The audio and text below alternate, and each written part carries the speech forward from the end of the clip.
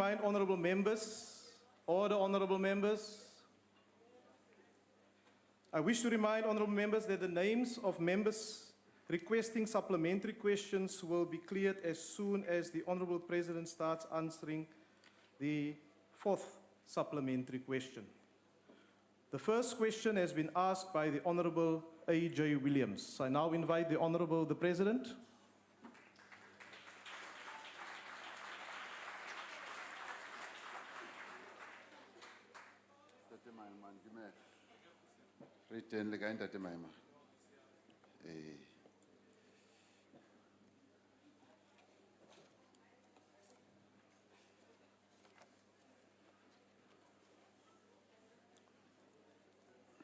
House Chair, honourable members, last month, I think as many of you will have noticed, I appointed 4 special envoys on investment, which was a follow-up to what we said in the State of the Nation address in relation to creating a climate in our country which is conducive for investments to be brought in large measure and numbers.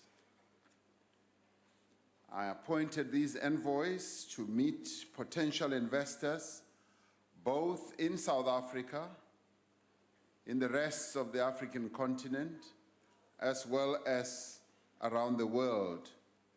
And this is part of what you could call an ambitious investment drive. This is in preparation for an investment conference, which I spoke about in the State of the Nation address later this year. When I addressed this House, which was a joint meeting, we were a bit more ambitious because we said that we would like this conference to be held within 3 months. As it has turned out, we now realize that we were short-changing processes, and in fact, this conference can only be held a little later in the year. The message that these special envoys will convey to potential investors is that South Africa is indeed on a path to economic revival. They are already explaining why the country is an attractive investment destination with as yet unrealized potential. Their message is that South Africa is buoyed by the new optimism with improving business confidence, consumer confidence, as well as an improving investor sentiment. Government is working on a social compact with business and labor, as well as civil society, on a transformed and inclusive growth path of our economy.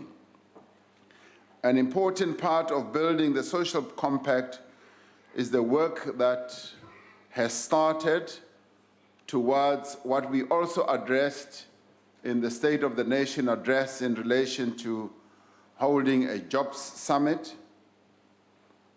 in which all social partners will make specific commitments to contribute towards faster job creation. The envoys will indicate that the economy, as they are already, that the economy is being well managed, that government is consolidating fiscal debt, our currency has strengthened, and South African bonds are the best performing amongst emerging markets in 2018. Government, they will say, is working to root out corruption and instituting turnaround strategies at our state-owned enterprises. They will also be telling potential investors that new boards are already in place at institutions such as Eskom, Denel, and an interim board has been put in place at PRASA. They will also tell the investing world that we are investing in the development of young people who will drive the economy of our country into the future. Government has begun with the provision of free higher education to students who would otherwise face financial exclusion or hardship. This is what they will tell potential investors. Together with our other interventions in the education system, this will significantly help to boost the capabilities of our workforce. We have launched an initiative in collaboration with the private sector to provide work experience opportunities for 1 million young people over the next 3 years. As part of the work underway to improve South Africa's investment climate, government has also established a one-stop shop, which is already proving its worth, and we have partnered with the World Bank to improve the country's competitiveness. The investment envoys will also provide details on the support the government provides in the form of incentives, the government provides in relation to special economic zones to attract and facilitate investment. The investment recruitment drive and indeed the road shows will culminate in the investment conference, which will be a platform for investors to announce new investments and to be exposed to potential opportunities. We are aiming, as you will all have heard, to raise $100 billion in new investment over the next 5 years. More broadly, our aim through this investment drive is to make South Africa an investment destination of choice for many years to come, so that we can achieve sustained growth and create jobs, which will enable us to reduce poverty and also to transform our economy. I thank you. Thank you, Honourable President. Honourable members, I have been informed that the Honourable PDN Malloy will take charge of the first supplementary question on behalf of the Honourable A.J. Williams in accordance with Rule 137, Section 10, subsection A. The Honourable Malloy. Thank you very much, Chair. Comrade President, thank you very much. You have elaborated on the unique features that makes us an attractive investment destination. So I'm happy with that answer, so I will not repeat it.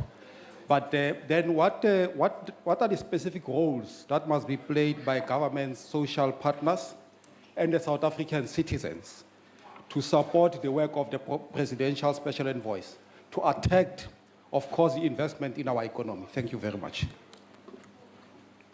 Thank you very much. We expect that all of us as South Africans will play an active role in making sure that our country is attractive to investments. And all of us, one and all, can play that role. It's not only a role that should be played by government. Indeed, the private sector can also play this role. And we have seen how well they've played this role. They don't only play this role when we go on road shows with them, but they also play these roles by actively participating in various initiatives and interventions that are aimed at improving the investment climate in our country. They have been very vocal in terms of raising issues that are of concern to them, which they believe impede investment in our economy, and we've been addressing those. But we've also encouraged them not to keep quiet, but to keep raising matters which they think can be a barrier to investment. And we will work together with them to continue addressing issues that could stop investors from looking at our country with an interesting eye with regards to investment. Labour also has an important role to play in this, and we've been heartened by having Labour accompanying us on a number of road shows, which means that they have really, truly realized the importance of all of us speaking with one voice, working together, and moving towards building this social compact. Community-based organizations also have a role to play in improving the climate for investment in our country. So all of us do have an important role, and it will be helpful if all of us speak up South Africa as a destination for investment, even as we may differ on a number of issues with regard to either policy or whatever. In the end, we should all be working for the common good, which is to bring more investments in our country, as well as to ensure that we reposition our country as an attractive destination for investment. So all of us can work together to push the investment envelope and make sure that people do come and invest in our country. Thank you very much. The next supplementary question is to be asked by the Honorable Shabambu. No, thank you very much, House Chairperson. We take note, President, that you have admitted to your first failure on the commitments that you made during the State of Nation address. And we cautioned you when you said that they're going to have this conference after conference, and then we said to you that that is not a plan. You are not clear in terms of what you seek to achieve.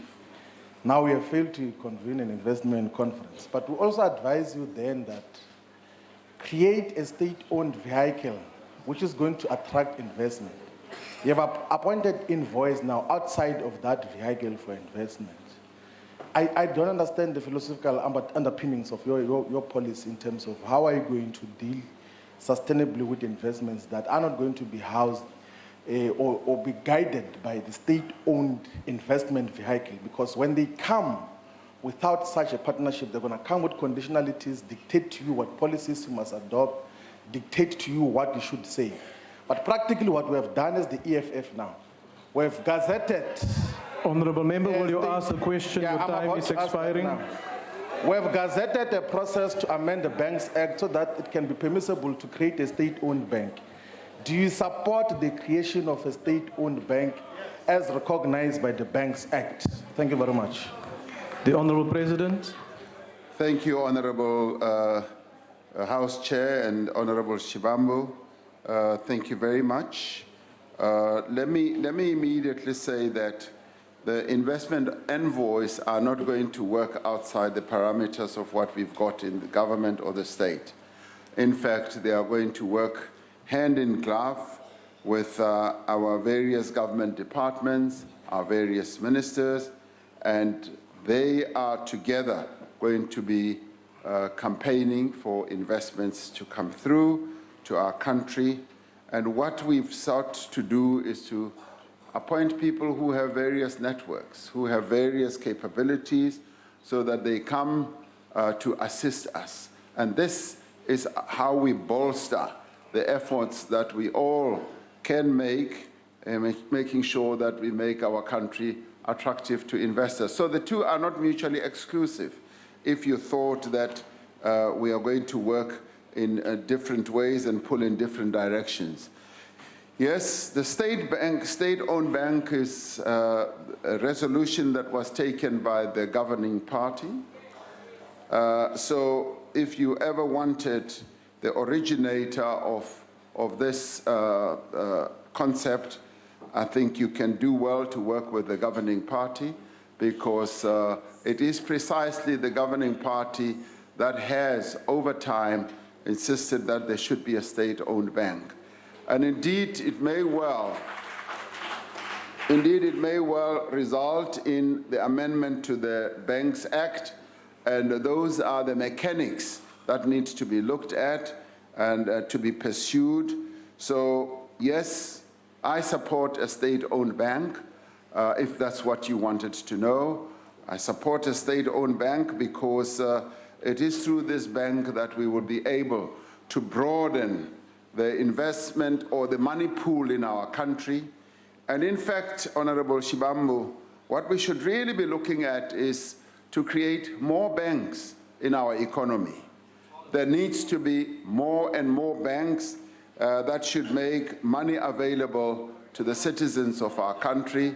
I have often said that, you know, with so much money that one finds in our economy through our stockpiles, if you're going to listen, Honorable Shibambu, in our stockpiles, in our rural areas. There is a need for something that will amount to a Stokvel bank.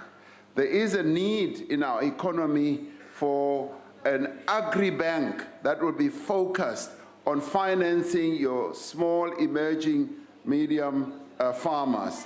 There is a need. There is also a need. You know, there's so much money, and I'm sure you and I belong to a funeral benefit club or something. I do. This was started by my grandfathers many years ago, and I contribute money every month to a funeral facility, and many of us as black people do that. There is also a need for a bank that will be focused on things like that. We need township banks. There's no reason why in the townships we do not have banks. So we need to move away from the monopoly of just 4 banks in our country and create more banks. More banks so that there should be more access to funding. If you go to a number of countries, Honorable Shibambu, which I'm sure you have, you will find that in a number of countries there are a plethora of banks. The reason for that is to make finance accessible to a number of stakeholders. I know, for instance, there is a women's bank which has been giving funding in small measures, particularly to women in Mpumalanga. And they have been doing so for a number of years, and they've performed extremely well. Now, I would have wanted to see this bank spreading its wings and offering small and medium loans to women throughout the length and the breadth of our country. So banking is a sector that one needs to be properly transformed. It is well regulated in our country, and we should be grateful for that. We need more banks to make funding more and more available to our people. So thank you very much for your question. You are on the right track with regard to your support for a state-owned bank. Thank you very much. The next supplementary question is to be asked by the Honourable Esterhuizen. Thank you, House Chair. Honourable President, even with the very competent team that you appointed to attract $100 billion in investment, the fact remains that a lack of policy coherence and program alignment will be a major constraint, and it's likely to have a devastating effect on foreign investment. And I'm sure that everyone, before investing $100, never mind $100 billion, would like to know exactly what your government's intentions are for land expropriation without compensation. Please define, Honourable President, whose land is going to be expropriated? Is it state land, private land that mostly belongs to banks, farms, or only certain land that belongs to certain people? And as with the previous question, Honourable President, you are well aware that whatever you say as the President of the country affects the economy directly, and it will be news tomorrow. Honourable Member, your time has now expired. The Honourable President. House Chair, thank you very much. Honourable Esterhuizen speaks about policy coherence.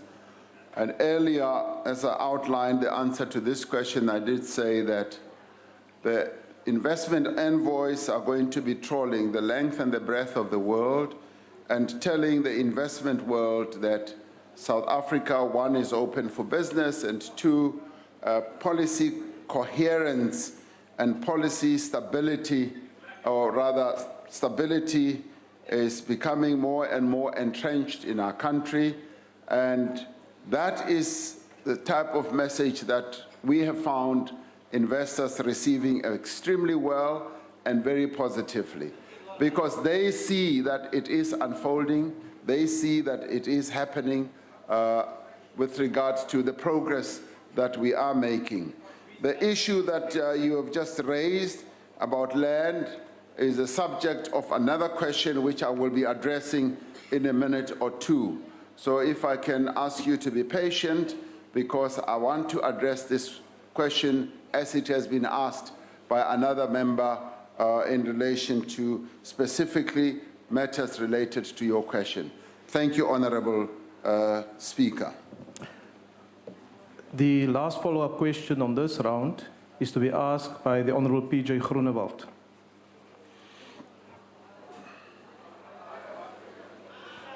Dankie, voorsitter. Ek wil vir die agbare president vra dat die bekende ekonom Mike Schuessler het verwys na die netto direkte buitelandse investering in Suid-Afrika wat die verskil aandui tussen Suid-Afrikaanse sakelui en besigheidsmense wat in die buiteland belê teenoor buitelandse investerings in Suid-Afrika. In 2005 was die syfer 24% positief. Tans is dit minus 31% van die bruto binnelandse produk.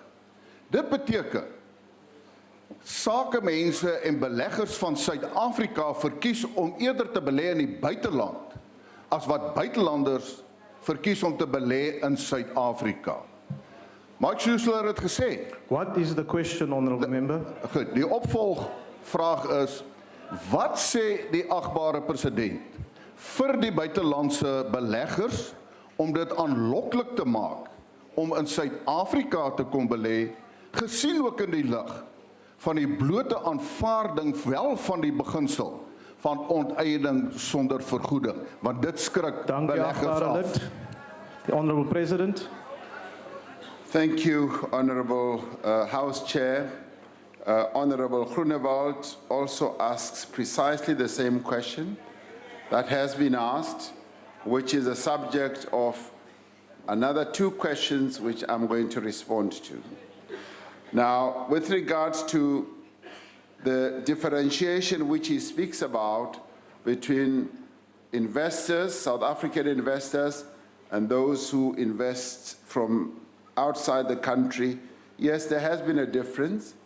And a number of companies, South African companies that have invested outside, have done so because they've seen opportunities. And in fact, we should not be concerned about some of the companies that want to invest in other countries because they're taking the South African brand out there. But we still want them to invest here in South Africa, as they have either subsidiaries or other divisions outside the country. We want them to retain a base and a home here. And one of the objectives that we have with our investment envoys is to engage with South African investors and convince them to continue investing in our market. And a number of them are sitting on huge reserves, which we would like to see employed in our economy. And therefore, we say the opportunities that are here should be seen as being even greater than the opportunities that they could see outside the country. And many of them are heeding that call and are willing to reconsider whatever positions they may have wanted to take outside. And our job, Honourable Groenewald, is to attract more and more outside investors to come here. And in this regard, we have really, truly received very encouraging and positive indications as we have been engaging with a number of players, a number of potential investors outside of South Africa. They are noticing what we are going through, the improvements that are beginning to germinate within our economy. They can see that. And I can tell you, and investors themselves can smell a deal. They smell a deal even better than you and I can, because they want to come here and make money. So our job should be to attract them to come here, and if there are concerns, let us discuss those concerns amongst us. So I think we are on the way to attracting more and more investors to come to our country. Thank you very much. Thank you, Honourable President.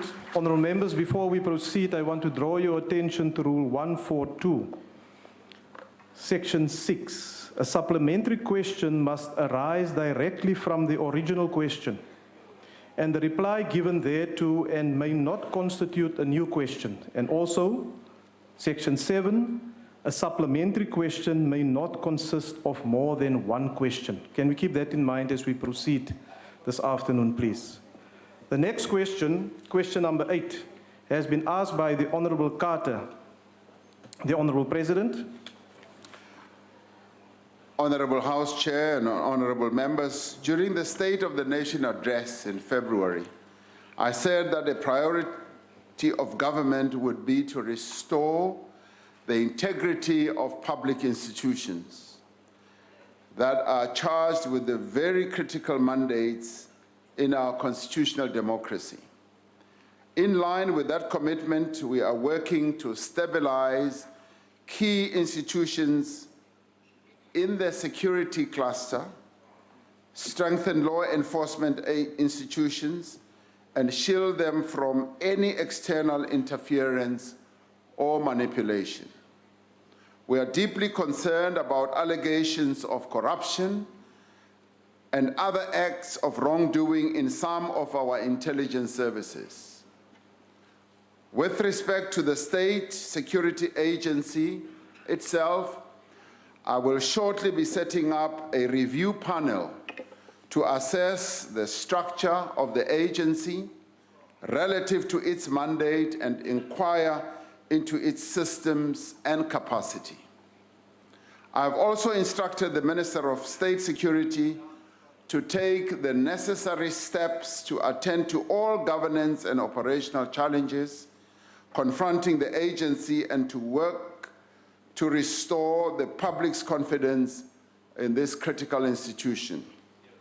The Minister of Police is similarly undertaking measures to address the challenges in the Crime Intelligence Division of the South African Police. These include the appointment in March of a new Divisional Commissioner for Crime Intelligence, Lieutenant General Anthony Jacobs. At the same time, it is necessary for critical oversight bodies like the Joint Standing Committee on Intelligence and the Office of the Inspector General on Intelligence to be empowered to undertake their respective mandates much more effectively. I am confident that through the work that government is undertaking to address the challenges within the intelligence services, together with the work being undertaken by these oversight bodies, we will succeed in restoring the integrity and operational capability of services that are meant to play such a vital role in keeping our country and its people safe. I thank you. Thank you, Honorable President. I've been informed that the Honorable Lokota will take charge of the first supplementary question on behalf of the Honorable Carter. The Honorable Lokota. Thank you, Chair. Deputy President, the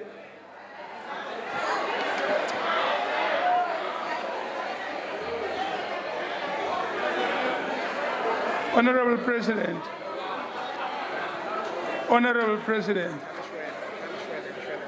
in a recent interview, the Minister of Police reminded us that the entire intelligence and security agencies of our country have been busy committing what one must call treason.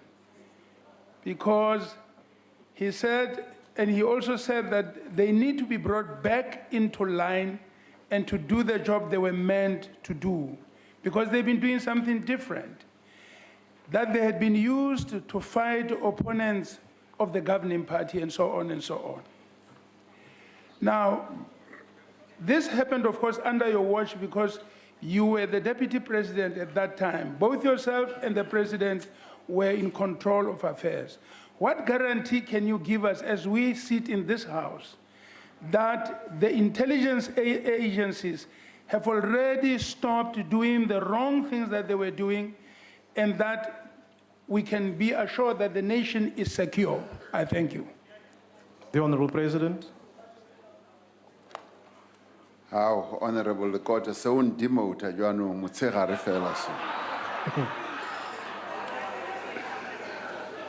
Honorable Likota, I'm pleased to inform you that, a number of those issues that you have alluded to, which the Minister of Police articulated in the said interview, are going to be addressed through this review panel that I will be setting up shortly. And that review panel will be composed of people who are well adept of not only intelligence matters, but also security matters. They will be able to go to the depth of some of the shortcomings, some of the challenges and problems that these agency faces. And indeed, it will also include criminal intelligence in one way or another. So this structure will go into the mandate that the intelligence service has as per our constitution, and it will go into its capability. But doing so will also go back into how it has executed that mandate and how best that mandate can be executed going further, and also in terms of implementing and adhering to our constitution. So the guarantee I can give you is that as we do a reform process of all these institutions, we are going to keep an eye on what is set out in our constitution and what is in the interests of the people of South Africa with regard to securing them. So that is something that you can be rest assured about. And we will do precisely just that and make sure that they act in accordance with the Constitution and pay allegiance to no other interest but the Constitution of the Republic of South Africa. Thank you very much. The next follow-up question is to be asked by the Honorable Maimane. Thank you, House Chair. Mr. President, I think all of us would agree we build our reputation on the basis of what we've done, not what we're going to do. And therefore, in this particular instance, I want to understand, Mr. President, one of the gross abuses of state resources was done by former Inspector General, Mr. Arthur Fraser. He was found, in fact, to have been running a covert operation from his private home. In fact, both ministers, Khatebe and Mr. Kwele, say that, in fact, there should be prima facie evidence that proposes that criminal charges must be preferred against him. Now, what I want to understand, Mr. President, is that you've instituted a commission of inquiry into the SARS commissioner. Why is Mr. Fraser being given special treatment? He should be in a correctional service, not running one. So what I want to understand is, why is he being given this special treatment, and will you assure this House that he will be held accountable in this regard? The Honorable President. Thank you, House Chair and Honorable Maimane. The last time I checked, I found that you were the leader of the Democratic Alliance. You still are.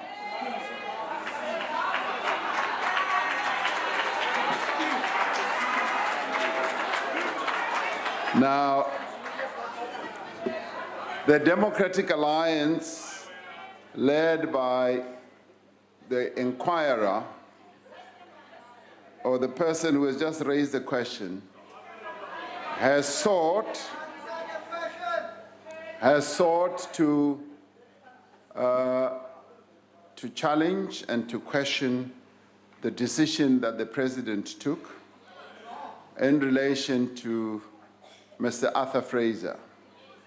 And they have done that not through any type of avenue. They've decided to go to court.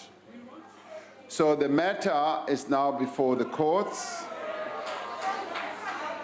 The matter is before our courts, and much as I would have wanted to engage Mr. Maimane, I have found that I now have to respond to the papers that they have launched in court, which we are going to do, because truly Mr. Maimane and the DA do warrant a response or a reply as to the decision that was taken to have Mr. Asta Frazier transferred to a separate department away from the department that he was running. So we will be able to provide that answer through those court papers. And as they say, the matter is now sub judice, and I'd like to leave it there so that we can address the matter House properly. Chairperson. Yes, Honourable Member. House Chairperson, I'd like to address you in terms of Rule 89 of the National Assembly rules. As I've said on many occasions before, the MIDI television case in the Constitutional Court of the Republic has rendered the sub judice excuse as invalid in a constitutional environment. And our rules are clear that while you may not talk about the merits of the case, that you are still accountable to answer the question that was posed. It's about why. It's not about the legal action. It's why, sir, why the Honourable the President has treated Mr. Miyani in one way, but treated Mr. Arthur Fraser in a different way. One demoted, one promoted. That's got nothing to do with the matter that's before the case, before the courts. It's not reflecting on the merits of the case, and the President knows that the sub judice rule does not apply in this case, and he must answer the question. Order, Honourable Members. Honourable President, would you wish to further reply? No, there is not much greater of a reply other than to say, and if they are trying to do an equation between two different cases, one would say that in the case of the intelligence service, we've had to take a number of considerations into account due to the sensitivity and the sensitive nature of our intelligence service. And in paying regard to that, it was thought, I thought, and I decided that it is best to move Mr. Fraser out so that the review panel that I have spoken about can get into the depths of the issues within our intelligence service. And once it gets into those depths, we will see what unfolds. And indeed, if there is further action that needs to be taken, it will be taken. It's just as simple as all that. And I would like members to be aware of the sensitive nature of our intelligence service, and our Joint Standing Committee on Intelligence would also testify to this, and it has been one of the reasons why we have acted in the way that we have. And I'd like members to have an understanding for the sensitive nature of the work that is done by that agency. And the review panel which I've spoken about, yes, and indeed the review panel will also go into the PAN project. That review panel will go into the depths of everything that has to do with our intelligence, which is a highly sensitive matter, and thereafter we will be able to take further decisions. So thank you, Mr. Maimani, for raising it, and unfortunately you have had to take us to court. I would have preferred that due to the sensitive nature of intelligence, which really affects the security of the people of South Africa, we could have dealt with it differently and separately. So we will proceed on that way, and you and I can have a further discussion because of the sensitive nature of this matter. Thank you very much, House Chair. Thank you, Honourable President. The next follow-up question is to be asked by the Honourable Dlamini. Thank you, Chairperson. Mr. President, except being a man that is just walking, can we get your views on the issues relating to ethics, transparency, and accountability? The Department of Water and Sanitation is on the verge of collapsing. Billions of rands have been wasted under the leadership of Minister Nomvula Mokonyane. Minister Malusi has spent 800,000 entertaining his wife. And this is the same man who stole government flowers to give to a girlfriend. Minister Zogwana is involved in bribery in the fishing department. So, President, do you think it is sensible to keep these people in your executive? should South Africans continue to trust you when you continue to work with these people? Thank you. Just before the President reply, I've drawn the attention of members to the relevant rules when it comes to supplementary questions. Honourable President.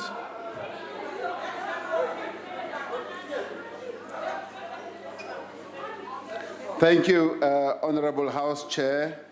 I have noted a number of issues that have been raised by Honourable Dlamini, and he wants to know the extent to which our transparency and accountability stretches.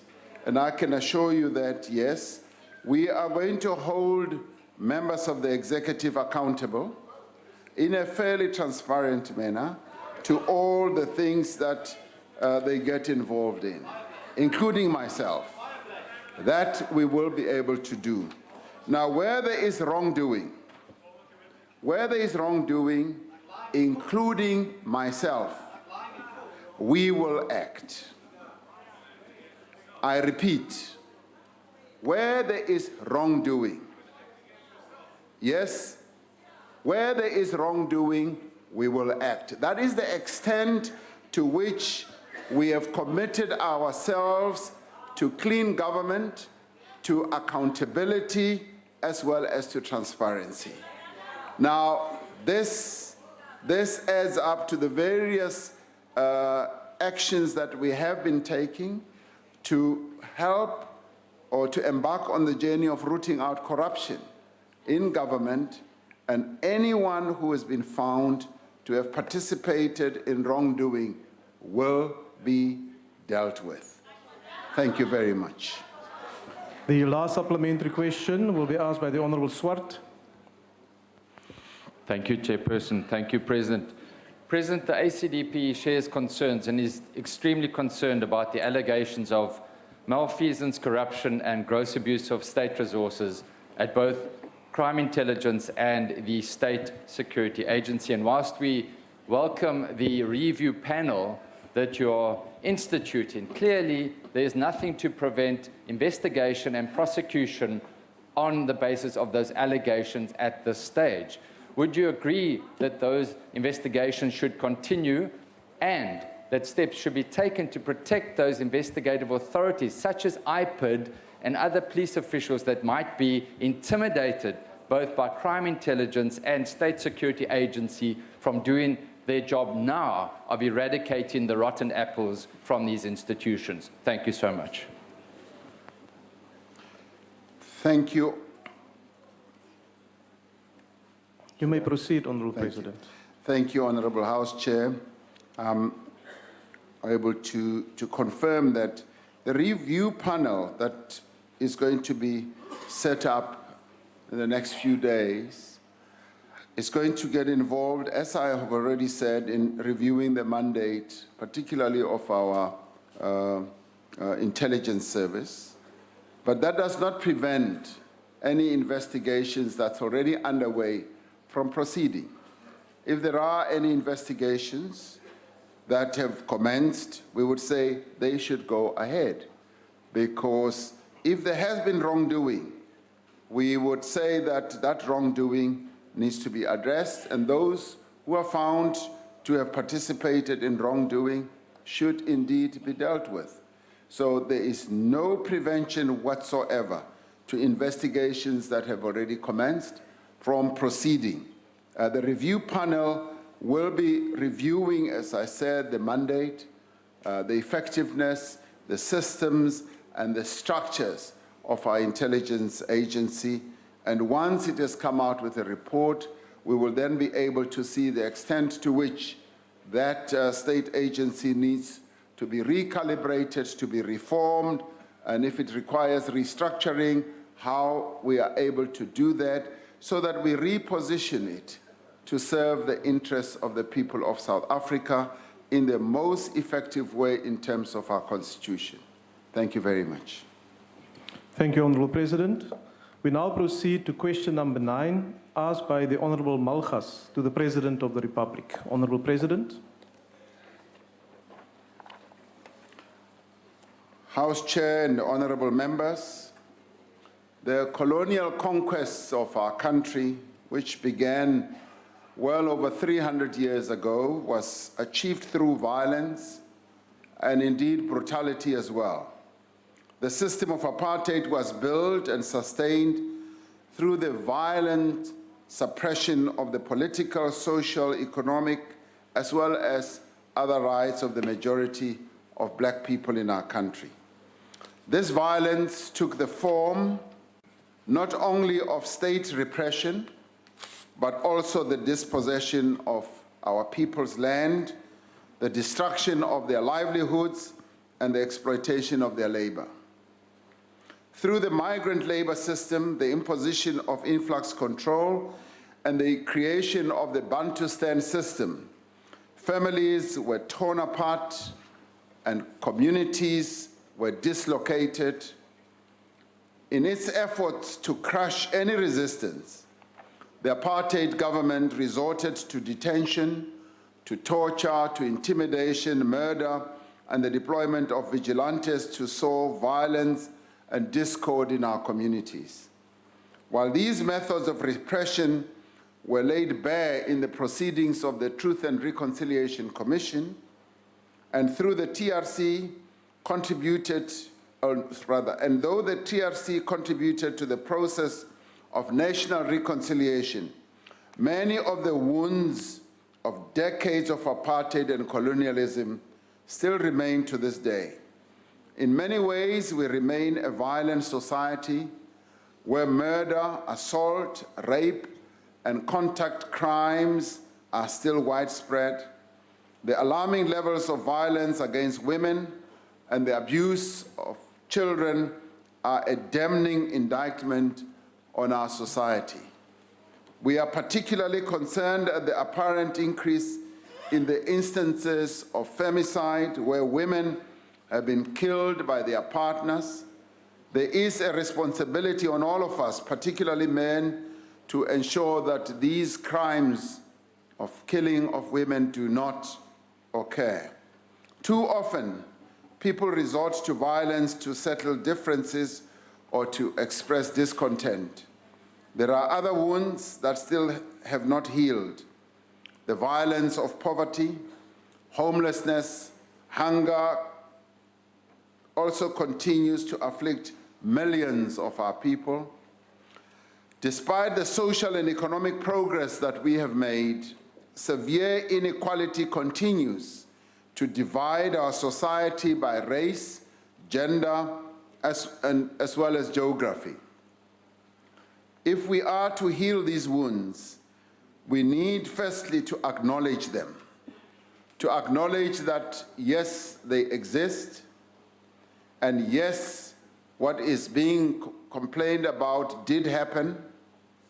As the governing party said in its January 8th statement this year, we shall redouble our efforts to build a society in which black poverty and white privilege are consigned to the past. In this context, I wish to commend the Honorable Maimane for having made exactly the same statement in his Freedom Day message. We will be able, and in the course of doing so, of course, he also invoked imagery that depicted him as the junior Mandela. We will be the first. We will be the first to defend Mmusi Maimane against those in his own party who want to deny the reality of racial inequality in South Africa. We will rise in unison, Mr. Maimane, to defend you because your message was on point. You were absolutely correct. We were alarmed. We were alarmed to see headlines in a local newspaper which said that the majority of DA members are turning against you because you were telling the truth. We need, secondly, to agree as a nation on the measures we must take to deal with them. Reducing inequality and ending poverty must be at the center of our efforts.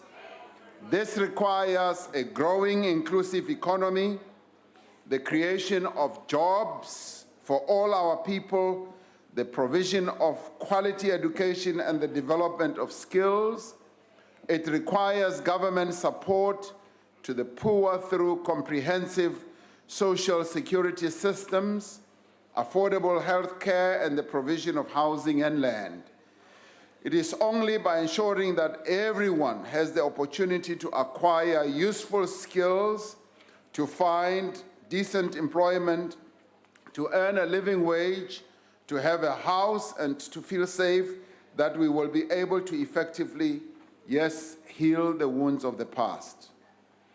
At the same time, we need to build families, communities, and workplaces that are cohesive, stable, and peaceful.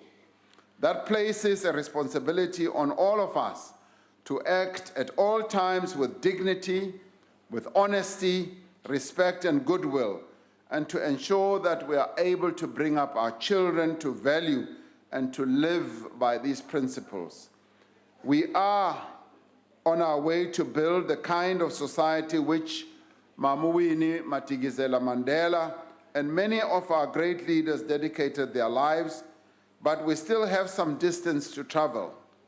We still have many wounds to heal. And Mr. Maimani, I'd like you to join all of us to continue healing these wounds that were inflicted by our past experience. Thank you very much.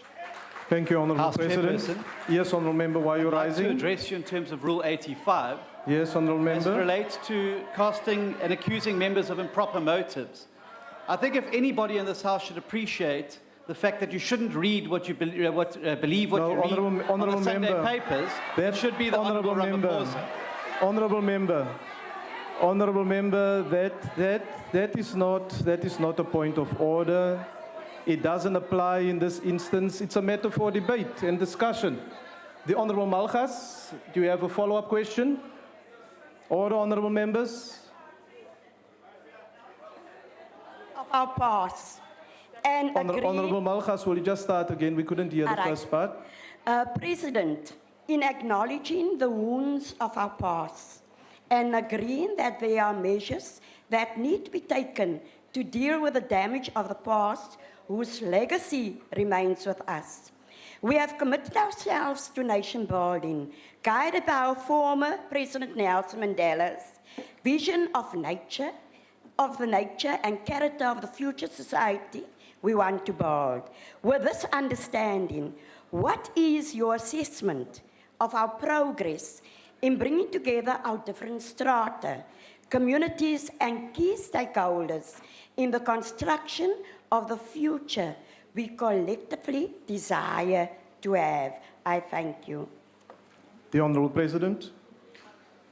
Honourable House Chair and Honourable Malgas, thank you very much. We are still trapped by our past. Much as we seek to move away from the impact that apartheid has wrought on us, that past still traps us. It still holds us back.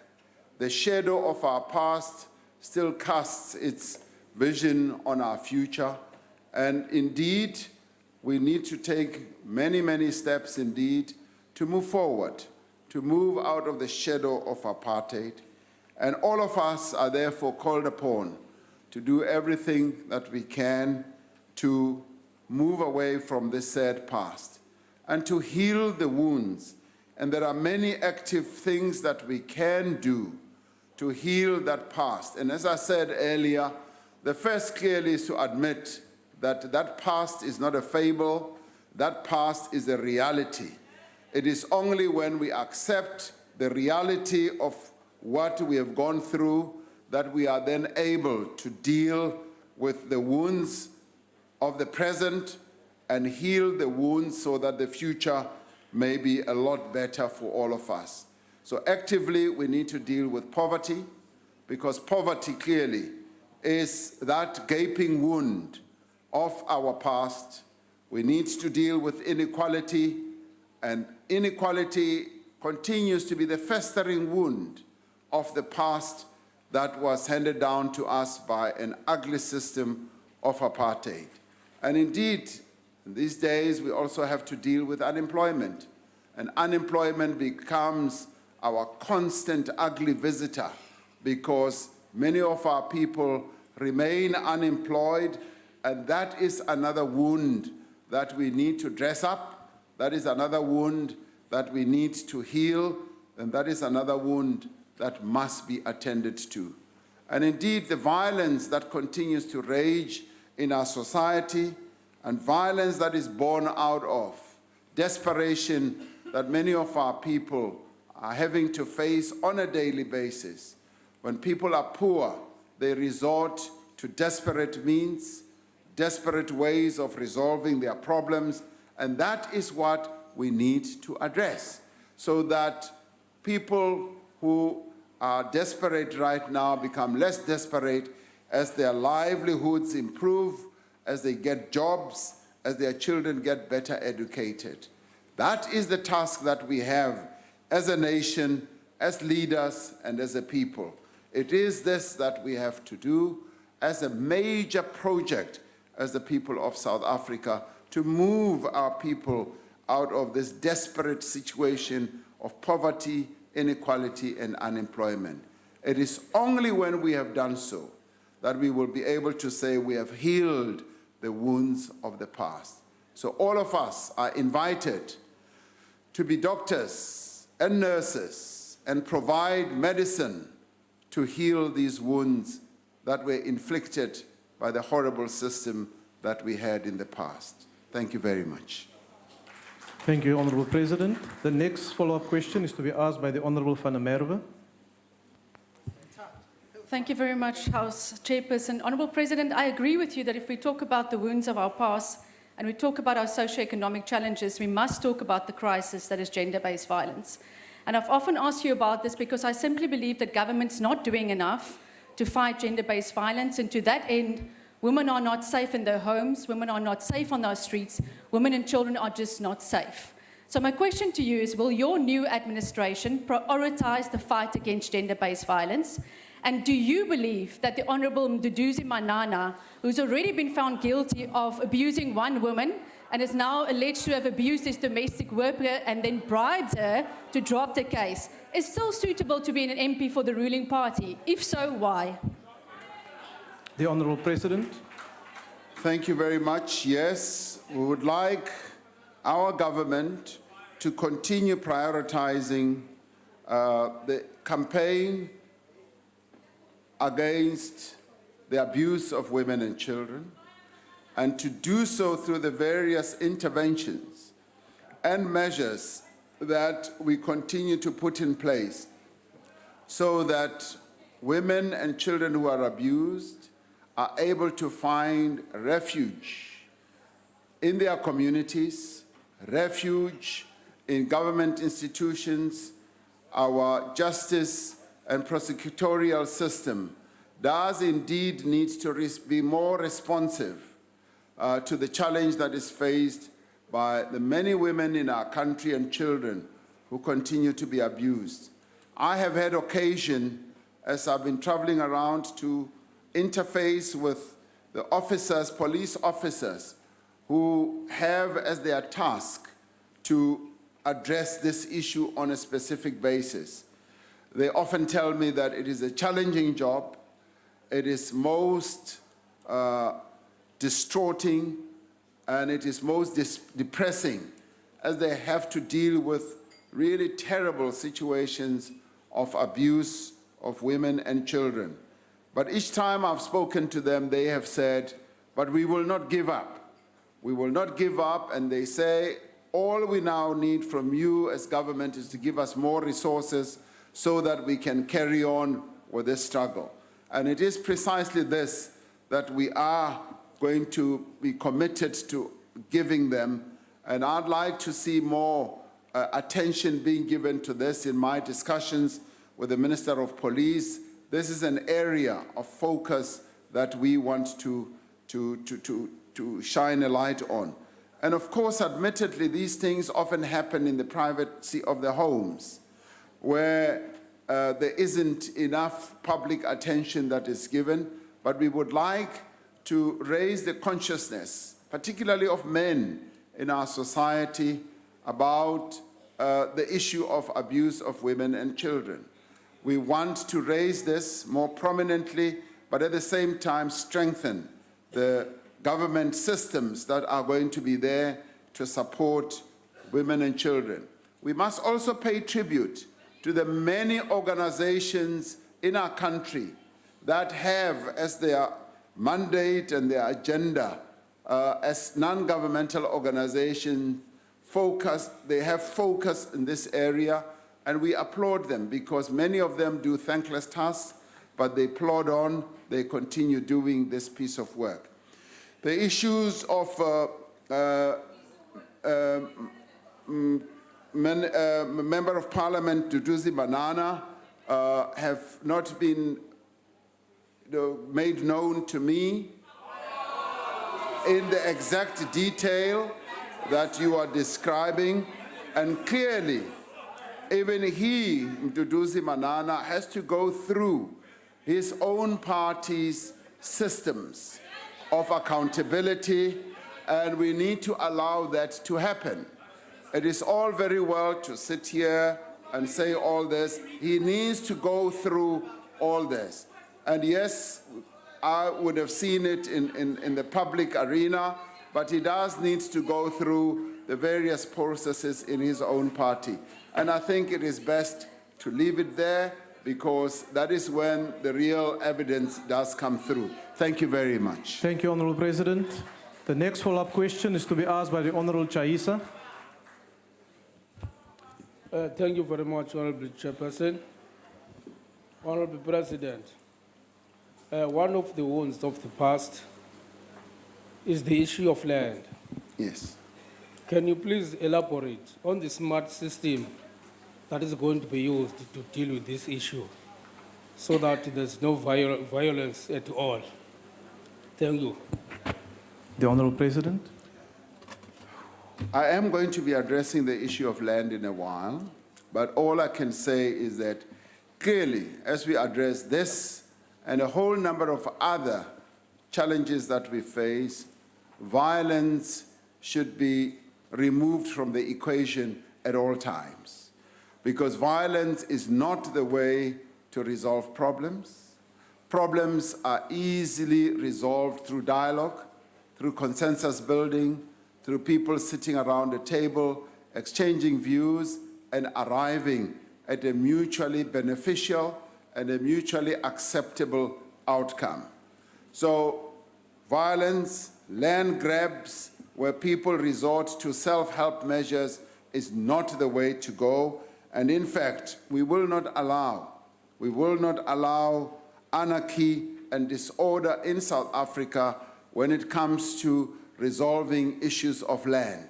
The question of land is being addressed right now through various structures of government and indeed through this parliament, and we are going to arrive at a solution that will be all-encompassing, that will be all acceptable to all of us as we increase the dialogue that we are already engaged in.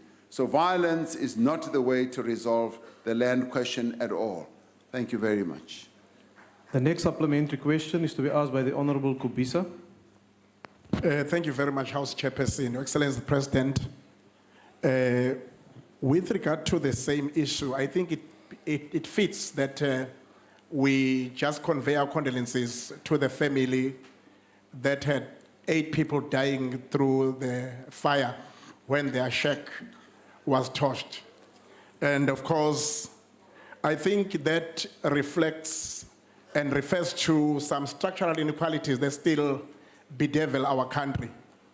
And according to the survivor there, and she said that almost all those who died, excluding the children, were unemployed. So it's very painful, and it is alleged that it's an act of arson killing. And I know that the police is still going to work on that one. Now, Honorable President, what is your agenda with regard to youth unemployment and also the issue of housing? Because it has to do with some social structural inequalities that are still affecting our country, and it's part of the gaping wounds that we still face in this country. Thank you. Honorable President. Honorable House Chair and Honorable Kobisa, we have made the challenge and the problem of youth unemployment one of the key areas of focus in our various government programs. And this is being focused on by various departments in government. And indeed, as we started off the year, we launched a program that is going to have an impact on up to 1 million young people over a 3-year period. And we want to embark on many others at provincial level, at local level, so that we draw many more of our young people into employment, into entrepreneurship, into proper training where they will gain skills. Now, our young people are ready. They're waiting for those opportunities. They want to have access to those opportunities that we can put on the table for them. And this is precisely what we are seeking to do. What we launched some 2 months ago is but one of the many initiatives that we have in mind to get young people into the world of work, into training, and into entrepreneurship. We're going to be rolling out more and more our program with regard to getting young people into entrepreneurship, and we've got fantastic partners, both local and global, who have already come to the fore to say, having seen what government is doing and focusing on in relation to the Youth Employment Service, they also want to participate, they want to lend a hand, they want to be part of this process of empowering young people. So young people are the key focus, both in the rural areas and in the urban areas of our government programs, and we will continue to do so. We're looking for every opportunity through which we can send young people into the various things that will keep them engaged. I was, as you know, in London recently, and I met a few university professors, and they said, Mr. President, send your young people to us. Send your young people, we will give them scholarships, we will bring them into our universities. And I told this to a number of young people I met in the Northwest. They were overjoyed because they saw a pathway being opened for them. And that, Honorable Kobisa, is one of the things that we want to do on an ongoing basis, to send as many young people as possible, both to learning institutions here and abroad, so that they come back with good skills that they can patriotically deploy in our country. So our focus is young people. Thank you very much. Thank you, Honorable President. That concludes question number 9. We now get to question 10, asked by the Leader of the Opposition. The Honorable President. Honorable House Chair, honorable members, for South Africa to grow faster and to build a transformed and inclusive economy, clearly land reform is necessary. But it is not only necessary, it has become very urgent. We will advance the 3 elements of land reform: redistribution, restitution, and security of tenure through inclusive dialogue. We will explain to potential investors, as Mr. Maimane has asked, that land reform is not incompatible with agricultural productivity and economic development, as the historical experience of some Southeast Asian countries or economies, such as South Korea, have demonstrated.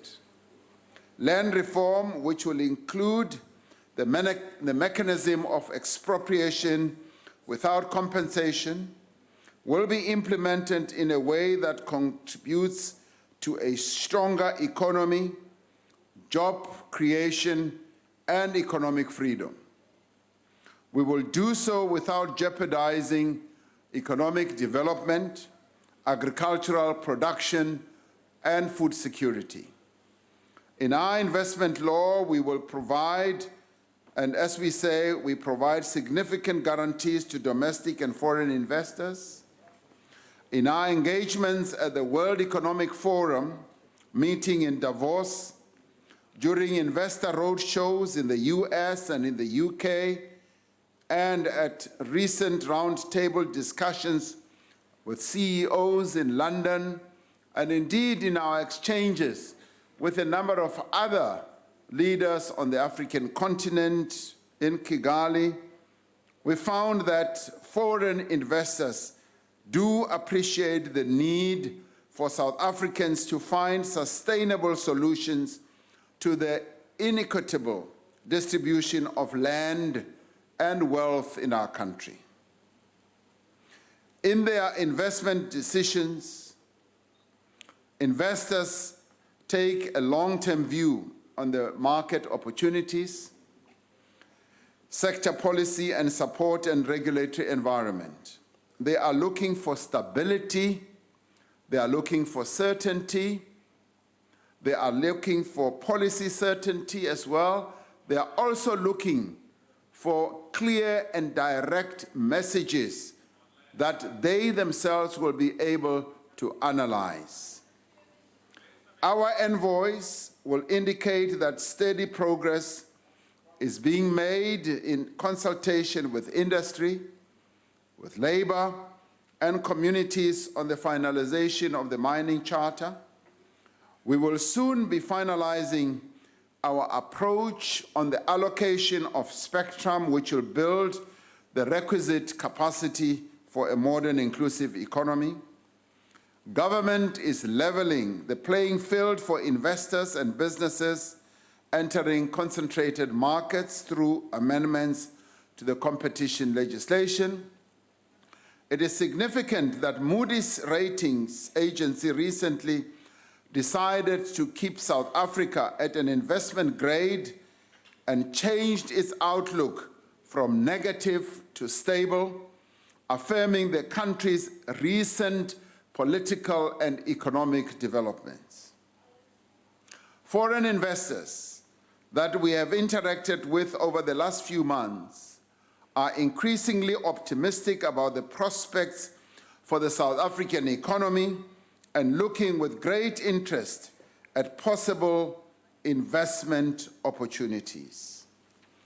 Rather than look at the issue of land reform, the correction of this terrible deed that was done many years ago where land was taken away from our people in negative light, I say let's look at it in positive light. Let's look at it as a great opportunity that all of us have as South Africans to contribute to this debate. So far, I'm told that 140,000 submissions have already been made by the people of South Africa in the initiative that was commenced by this Parliament, by this National Assembly. They are sending submissions on an ongoing basis. And they all have views. They all have suggestions to put forward. They all have certain positions that they want these honorable members who are here to heed. And I'm saying, let us allow that dialogue to continue. Soon, the structure that we put in place will be going around the country to hold consultations and to listen to our people.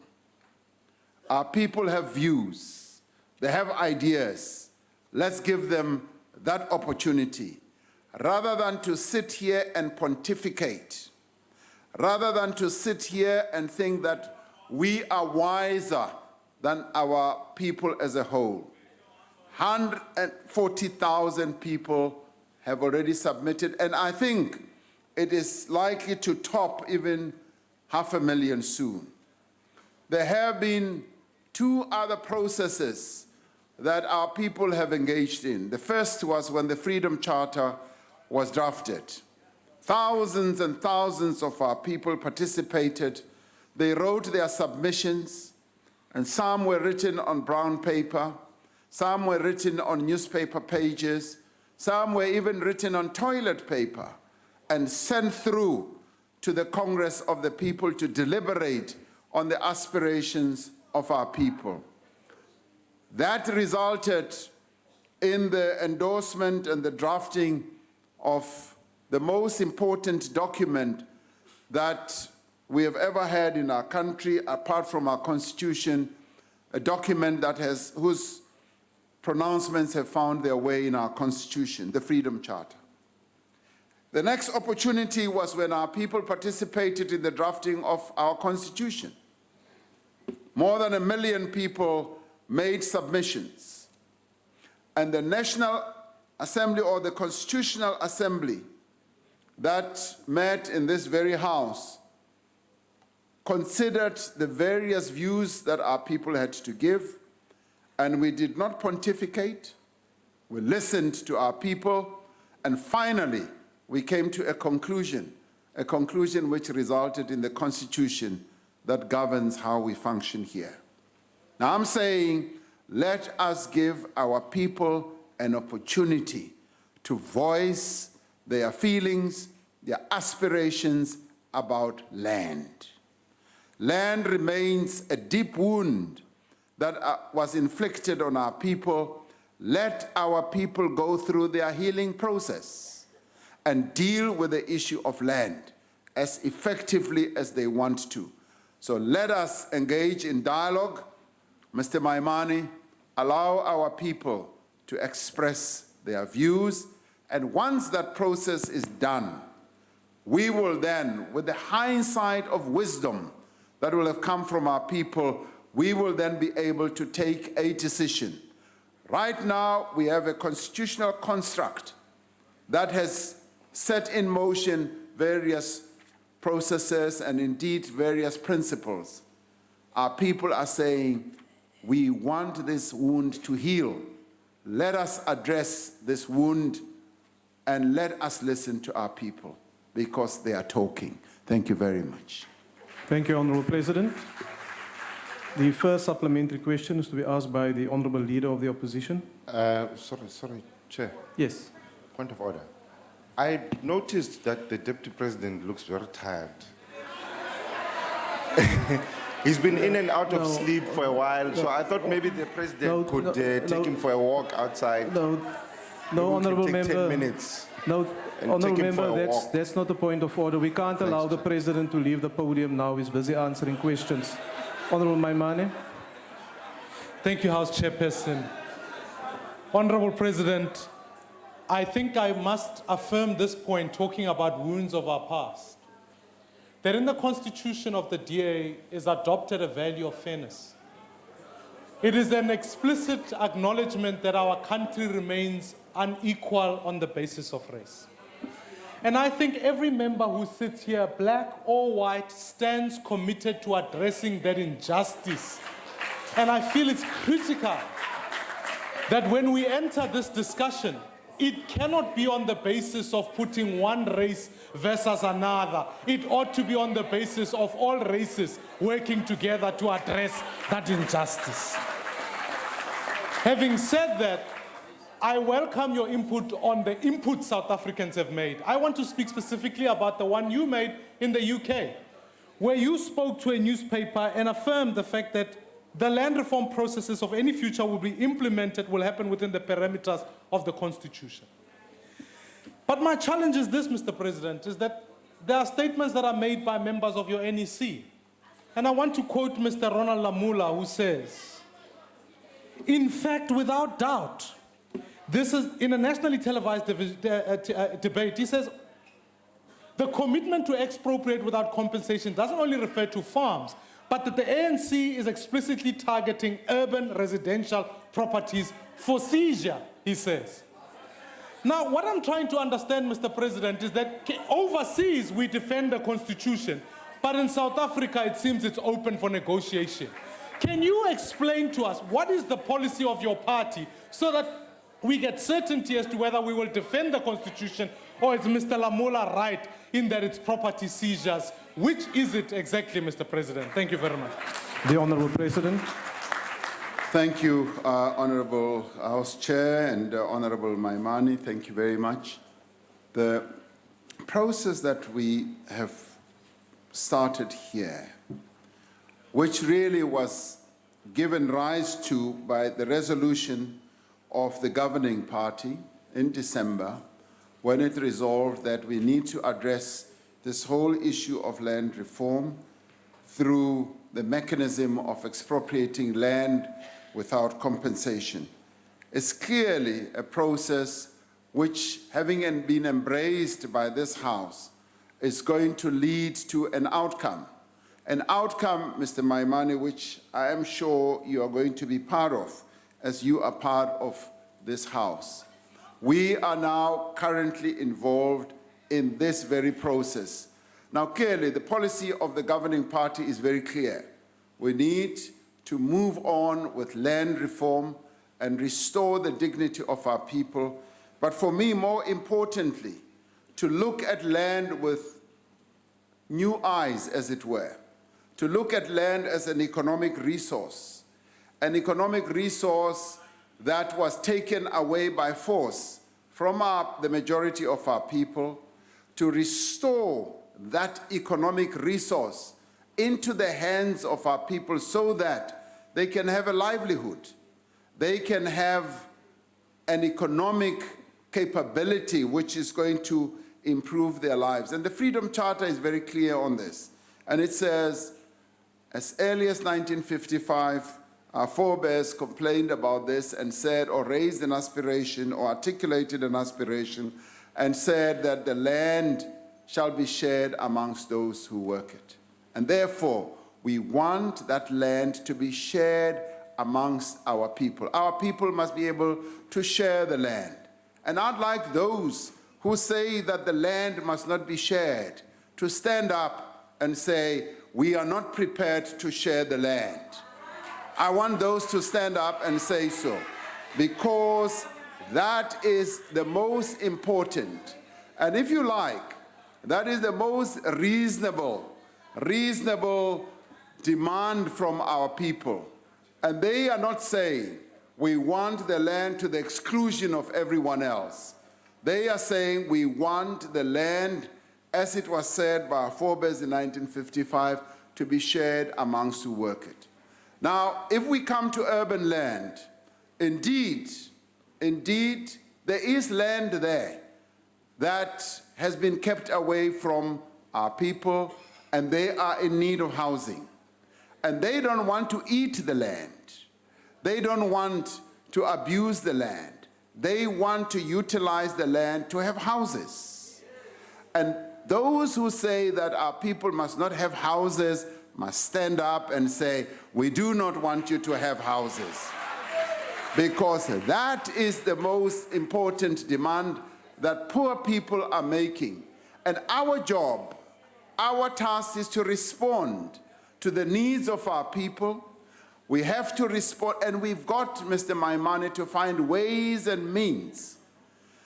The mayor of Johannesburg has been taking buildings that are derelict, buildings that owe quite a bit of money. He's been taking them, and he's been taking them without any form of compensation and transforming them into living abodes for our people. And if that is not true, that is something that needs to be looked at, that our people need housing, and we need to respond to housing and share living abodes. Those who do not have houses must also have houses. Those who do not have land must also have land, and therefore land must be shared amongst our people. And that is a demand, Mr. Steenhuisen, that is a demand that will never go away. For people who think that the issue of land in South Africa will be swept under the carpet, I say, wake up, my friend, smell the coffee. It is not going to happen. Our people want the land. So our task, and I want to repeat what I said earlier, even for those who are seeking to go around the world to mobilize the international community against their own country, I want to say to you, come back home. Come back home, let us sit around the table, let us find a solution on this issue of land. Our people have shown the best form that they have to make submissions. They have come forward, they've put submissions on the table. Let us engage with those submissions. In the end, the decision that will be taken on this issue is going to be a decision that will be owned by all of us, and it will be born out of dialogue, it will be born out of consensus seeking, and it is the type of decision that will take this country forward. This country is ready to take off. Let us use land to make South Africa move forward. And thank you very much. Thank you, Honourable President. The next supplementary question is to be asked by the Honourable Tobias. Thank you, Honourable Chairperson. Your Excellency, Mr. President, as we forge social impact, how will government address the original sin of land dispossession, which the Constitution of the Republic of South Africa enjoins us to address within the growth targets and the developmental plan by addressing expropriation without compensation, as our people are starting to lose patience? Indeed, we need to address this original sin. We welcome also the proposal that you have put on the table. We just need to know how will government move forward with the social compact. I thank you. The Honourable President. Thank you, Honourable House Chair. Clearly, government in the end will implement the decisions that have been taken by the governing party on this matter of land. But it is also going to take its cue from what this House is going to decide with regard to the issue that is now in our Constitutional Review Committee. And once that process has been concluded with the inputs of all our people, government will then be able to move forward. But as it is now, government indeed is moving ahead to address the issue of restitution of land, redistribution of land, and making sure that there is security of tenure. There are a number of people in our country who do not have security of tenure, who have real serious challenges with regard to their own rights. A number of them are labor tenants who are being kicked off their the places where they are and grew up and were born. And those rights need to be secured because they've been degraded. And indeed, there are quite a number of other people who are entitled to restitution. Some are entitled to their title deeds. And all those matters, government needs to move ahead and address. And in some cases, there's been slow pace with regard to restituting land to them. We are now looking at all that and saying they must be fast-paced. We must make sure that indeed that land is handed back to them. And all this is being done, yes, within the constitutional parameters we have, because we are a country that is governed by the rule of law. And as we move forward to a social compact, which social compact I hope and trust we will be able to cement once this process reaches fruition, we will then be able, as a government, to move ahead to implement this. Now, clearly, implementation is going to be the key issue here. We are going to make sure that we do implement the decisions that will have been taken. We will make sure that we do not sit on our laurels whilst our people are hungry for land. We will want to implement whatever decision that will have been taken. So implementation is going to be the key determinant, and we must say that in the past, yes, it may well have been slow, We are now going to fast pace this implementation process so that we address this key issue that our people have wanted to see addressed over a long time. Thank you very much, House Chair. Thank you, Honourable President. The next follow-up question is to be asked by the Honourable Shavambu. No, thank you very much, House Chairperson. So the Secretary General of the EFF yesterday collected an LLB degree from the University of South Africa with 18 distinctions.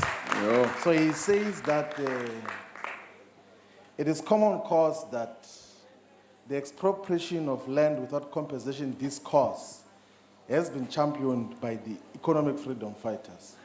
And of course, the ANC took a resolution in the 54th conference that said that there must be, as part of the mechanisms, expropriation of land without compensation. But there are beginning to be some quasi-legalistic, narrow, non-political views from members of the National Executive Committee, like charlatans like Godongwani and Jeremy Cronin, are beginning to speak in double tongue in terms of whether we're going to expropriate land without compensation and whether we're going to change the Point of order, House Chair. Honourable Shavambu, can I just take the point of order, please? Yes, Honourable Member. Is it parliamentary to call a member of parliament a charlatan? No, Honourable Shavambu. Let's address the members in a respectful term and withdraw that remark, please. We'll deal with that. No, Honourable Shavambu, you must withdraw that remark. Mr. Cronin, yes. No, just withdraw the word charlatan, please. Mr. Cronin, but the word charlatan means a person who claims to know something which they do not know. Just withdraw the remark, please. But there's no rule let's get on that with says let's that. get on with the business and withdraw the remark. Okay, that's fine. Let me withdraw. I'll come back to that later on. You've got a few seconds left to ask your question, eh? In your response, President, I'm too cash to come ngaku ama kona kali yako ifana iteka msaba nga hakelanga I am too cash na ngwena ngaku na ngwema ilahla sweswiku ateka msaba kumbe ayiteki na. So question equal, are we going to expropriate land without compensation? Are we going to change the constitution because the mandate of this house is that we should expropriate land without compensation and we must engage in process which ultimately should amend section 25(2) of the constitution that says that all expropriation should be subject to compensation. Please come out clear this time. Thank you very much. The Honourable President. Thank you.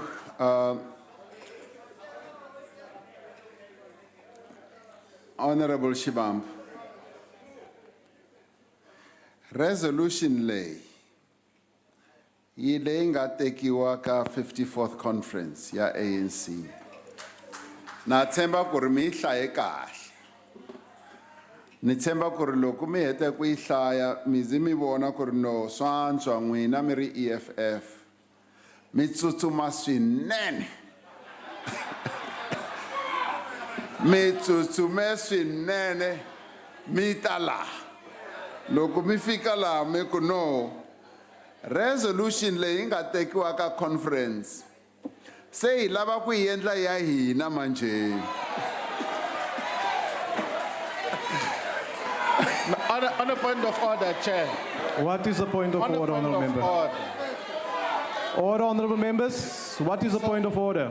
So the common cause I spoke about earlier, so the President is not... What is the point of order? The President is misleading the House deliberately because the founding manifesto of the EFF... No, Honourable Member. The election manifesto that's of the a EFF, point for which debate. happened before the ANC conference. Honourable Shavambu. Have got clear commitment to expropriation. That is a point for debate. Please take your seat we now. do not take anything from the ANC. Instead, Honourable the Shavambu, ANC is learning from us. Please take your in seat terms now. Of this Thank you. particular position. Honourable President. The Honourable President. Chair. Yes. President, first cardinal pillar of EFF. No, Honourable Member, land please take your seat. expropriation. Honourable President, will you respond, please? Honourable Speaker, House Chair, I can see that I've touched a very sensitive chord. Now,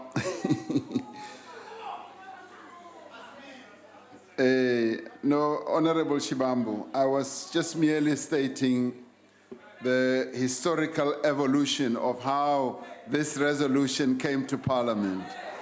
and basically saying, in December, the governing party at its 54th conference took a resolution on the expropriation of land without compensation. Very clear position. And I want to repeat, soon after that resolution was taken, the EFF was the first in class to come to this parliament to say, we are now going to appropriate that resolution of the African National Congress. We are now going to put it before Parliament. And that's what you did. Now, I want to credit Point you. of order. Honourable President, will you just take your seat? Why are you rising, Honourable Member? I rise on a point of order because the President is misleading this House and the public. In this way. In this way. He says his account. Chair, House Chair. House Chair, just before that. No. House Chair, just before that. Chair, stand up on a point of order. Can you please protect me? Order, honourable members. Can you please protect me? Honourable member, I'll come back to you. I'll come back to you. Order, honourable members. Yes, make your point, honourable member. Deliberately mislead this House and the public in this way. He says in his answer, he gives an accurate account of the evolution of the resolution and the public discourse on the land So what is your point of order? without compensation. Now here is the right and correct evolution. No, honourable member, we've gone through this, really. I'll say. No, honourable member, I think you must take your seat. I'm saying that the President is misleading the House. Please take your seat, honourable member. Please take your seat. Why are you rising, honourable member? Chairperson, the member says the President is deliberately misleading the House. Deliberately misleading the House is unacceptable and is casting aspersions on the person of the President. Honourable member, that you say the President is deliberately misleading this House, then you must withdraw it. If you don't want to withdraw it, honourable member, then you must leave the House.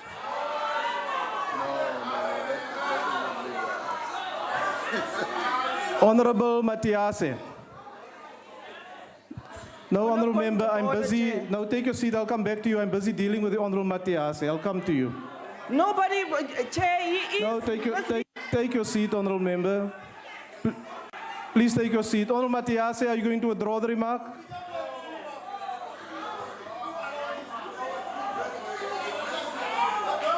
And Matiasa is not going anywhere. No, honourable member. Matiasa is not going anywhere. Honourable- This House is proceeding very well. Now, Papa, you're messing up everything. Take your seat, honourable member. Take your seat. Matiasa is not Honourable, going anywhere. take your seat. Honourable Matiase. The President, Mr. Cyril Ramaphosa, is deliberately Honourable misleading member, the will you House and the please- public. Honourable I'm not prepared to withdraw Honourable this statement. Matiase, will you please leave the House? He's not going anywhere. You must call those. Honourable Matiase, I've asked you to leave the House. You are refusing to withdraw the remarks, a serious allegation that you're making by saying the President is deliberately misleading the House. Honourable Matiase, will you leave the House, please? Honourable Shabambu, take your seat, please. No, I'm not. I'm dealing with the Honourable Matiase. I'm dealing with this point of order now. May I request the Sergeant at Arms to escort the Honourable Matiase out of the House, please.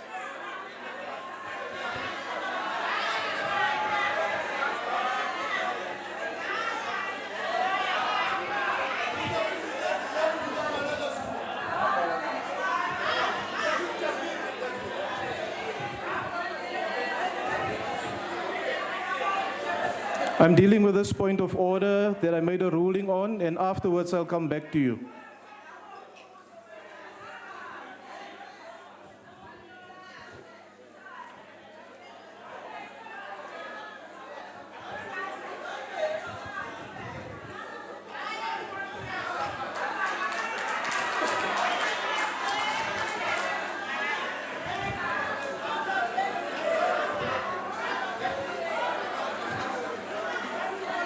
Yes, honourable member. There's there are technical things that you're making mistakes on here.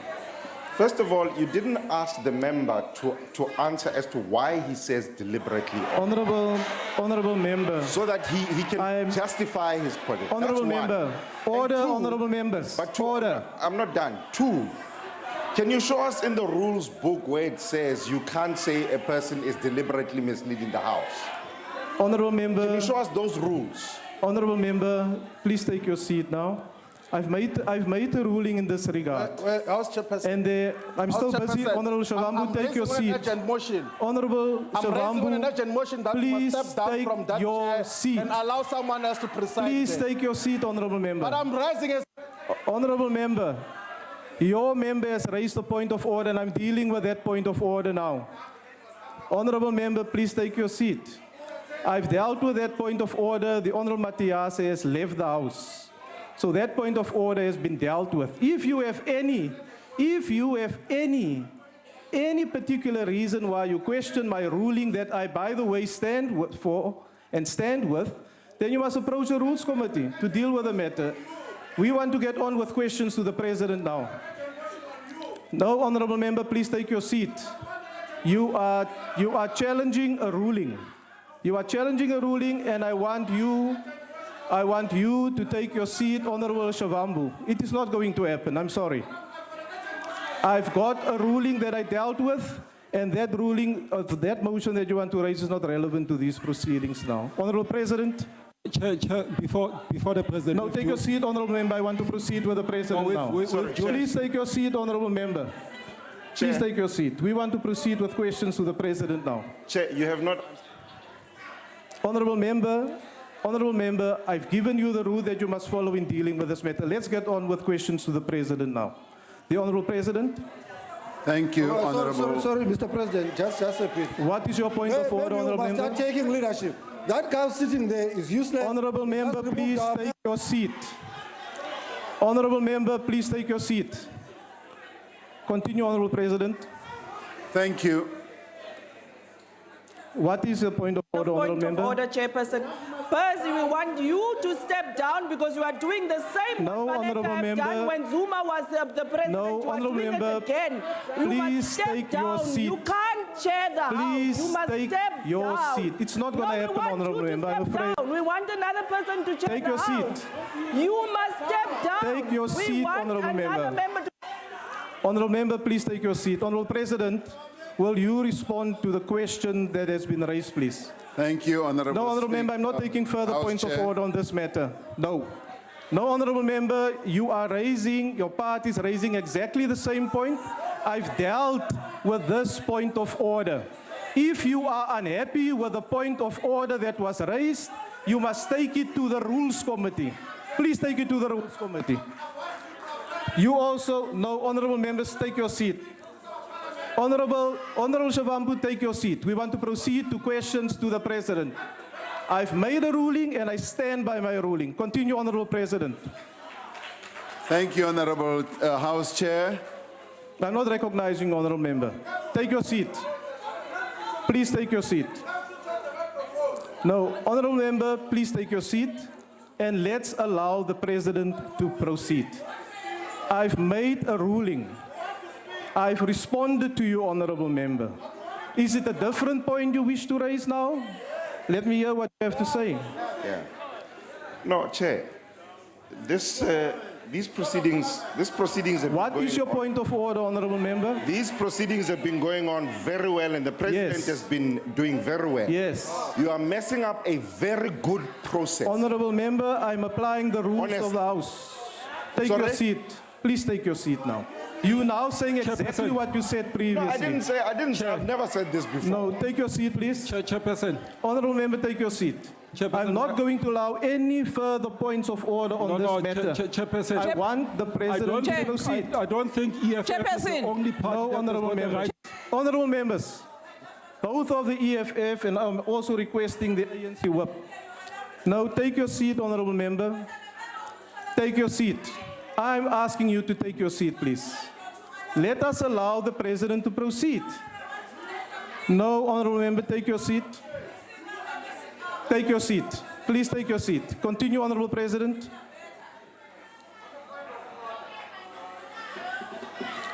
Of order. Honorable Shavambu, Yeah, but can why you are please you take point of rising? order? What rule is preventing you to put a special urgent motion against you that you must step down now? Honorable Which rule are you member, using? we are dealing with But questions you are to proposing the that you must President. step down. Honorable member, take your seat. No, I'm not going to step down. You can be assured of that. I've made a ruling and I stand by my ruling. Order, honorable members. Order. Take your seats. Honorable President, will you continue, please? Honorable President, will you continue, please? Honorable President, will you continue, please? Thank you, Honorable Take your seat, House please. Chair. Thank you. Honorable Shibambo. I'm not recognizing any further points of order on this matter.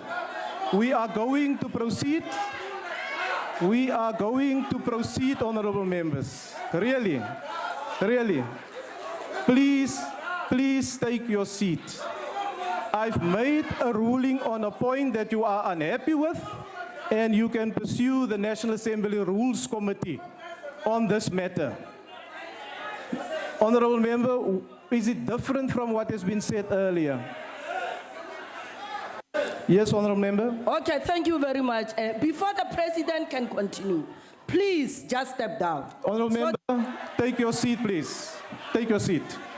Continue, honorable president. Thank you, Honorable House Chair. I was at the point of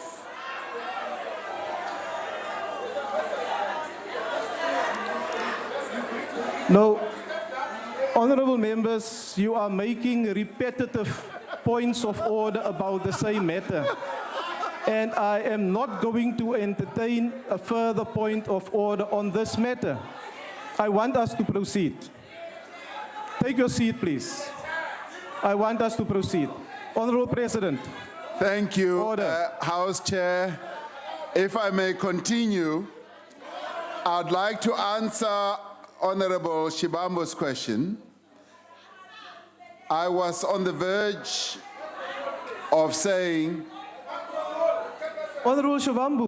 But allow us to speak. The President. Members of Parliament were allowed Honorable to speak. Shavambu, but you're raising the same point of order. But allow members to speak. You don't know what they're going to say. No, Honorable Allow them to Shavambu. speak. Honorable Shavambu, as the chief whip of your party. Yeah, but allow them to speak. Can I'm you here to please defend take my your members seat from now, speaking. please? Please take your My seat. members must be allowed to speak here. Honorable members, you are raising repetitive points of But allow order on the listen to same them. matter. Listen to our members. And I am not going to allow Listen it. to our members. Listen. I am not going to allow repetitive point of orders. But you must listen to members. What is your point, honorable member? Okay, thank you. No, Chair, no. Chairperson, thank you very much. Chairperson, our country finds itself at a crossroads simply because of distortion of history. The same happened with Sharpeville massacre.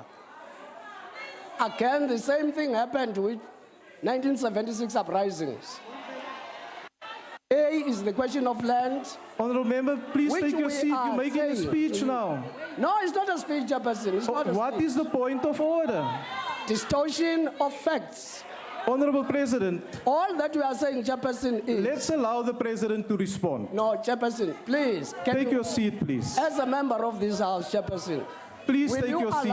Will you allow the dissenting voice to be heard? Honorable member, with all due respect, will you take your seat now, please? Thank you. You haven't heard me, Chairperson.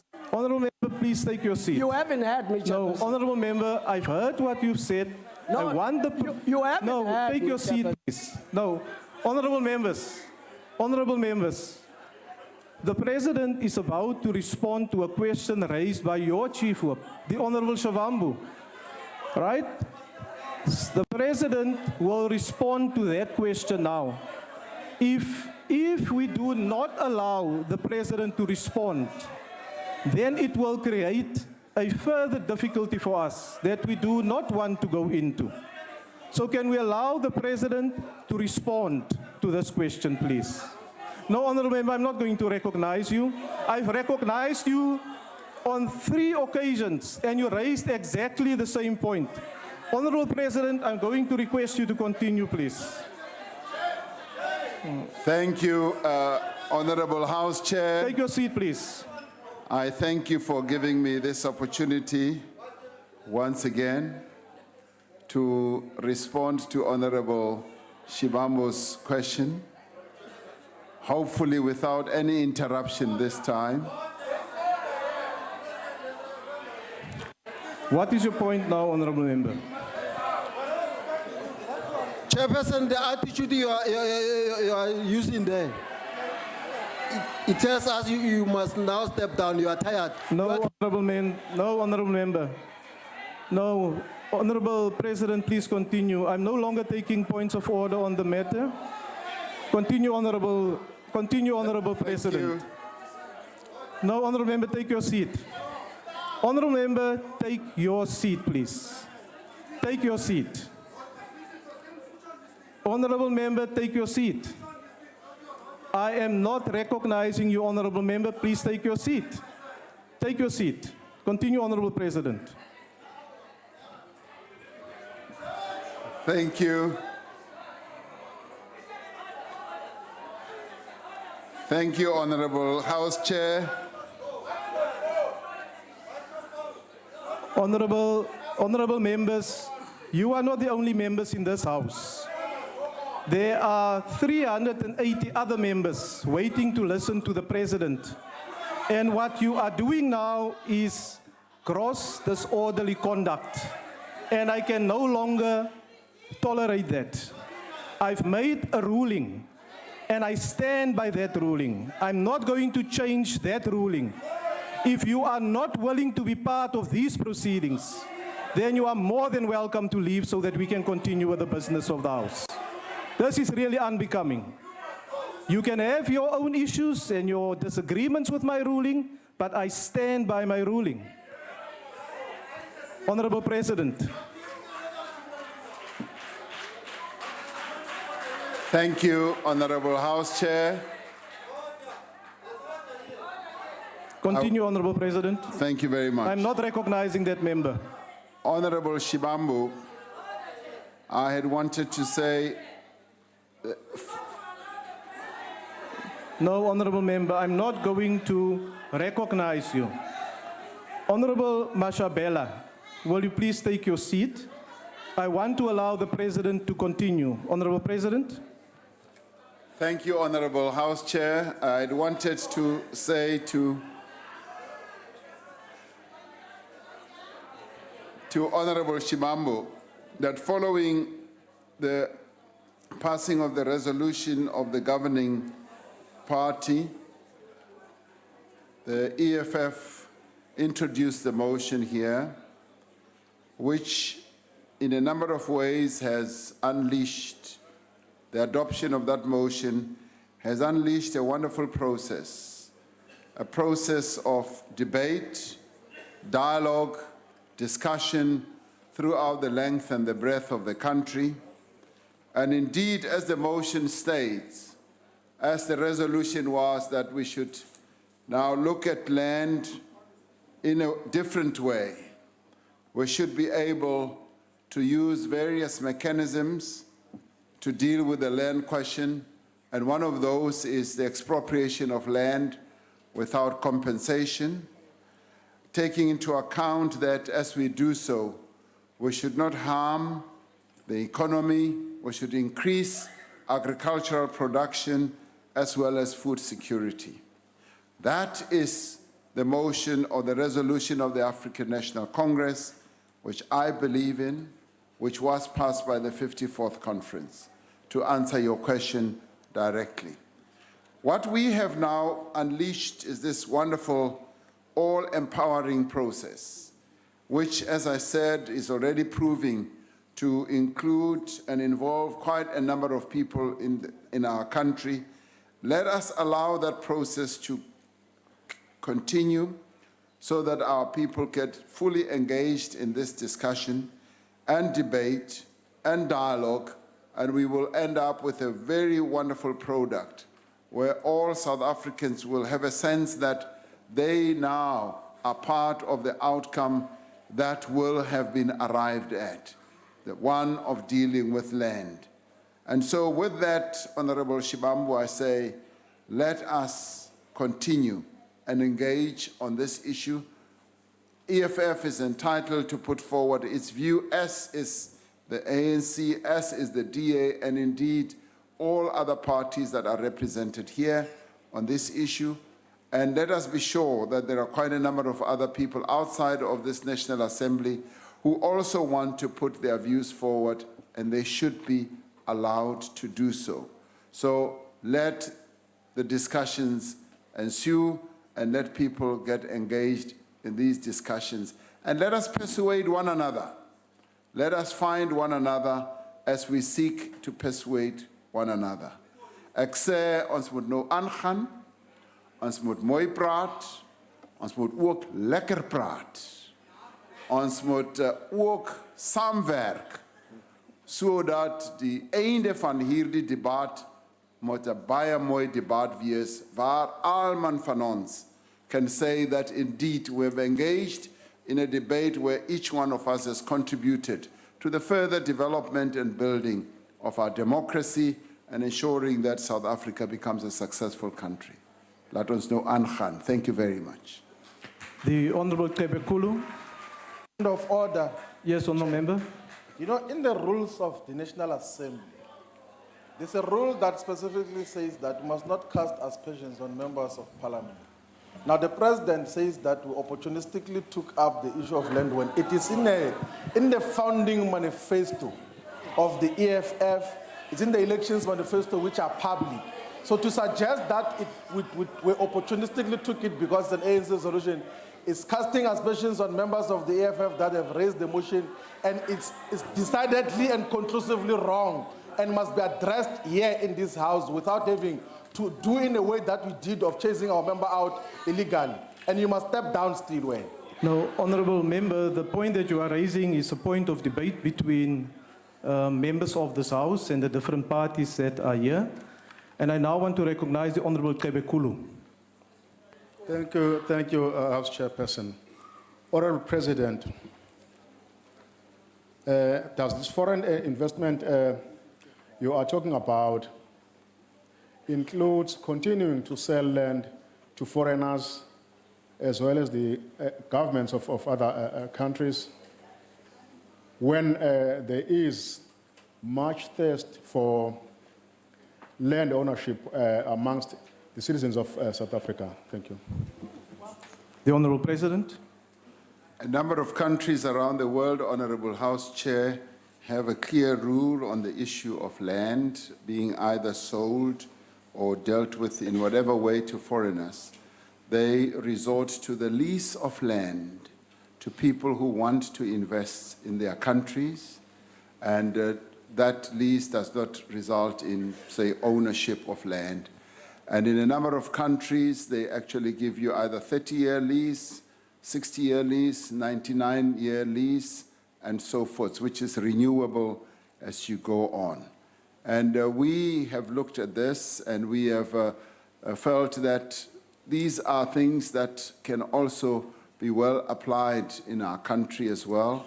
Where there is land hunger, there's nothing wrong at all in leasing land to people from outside of your country.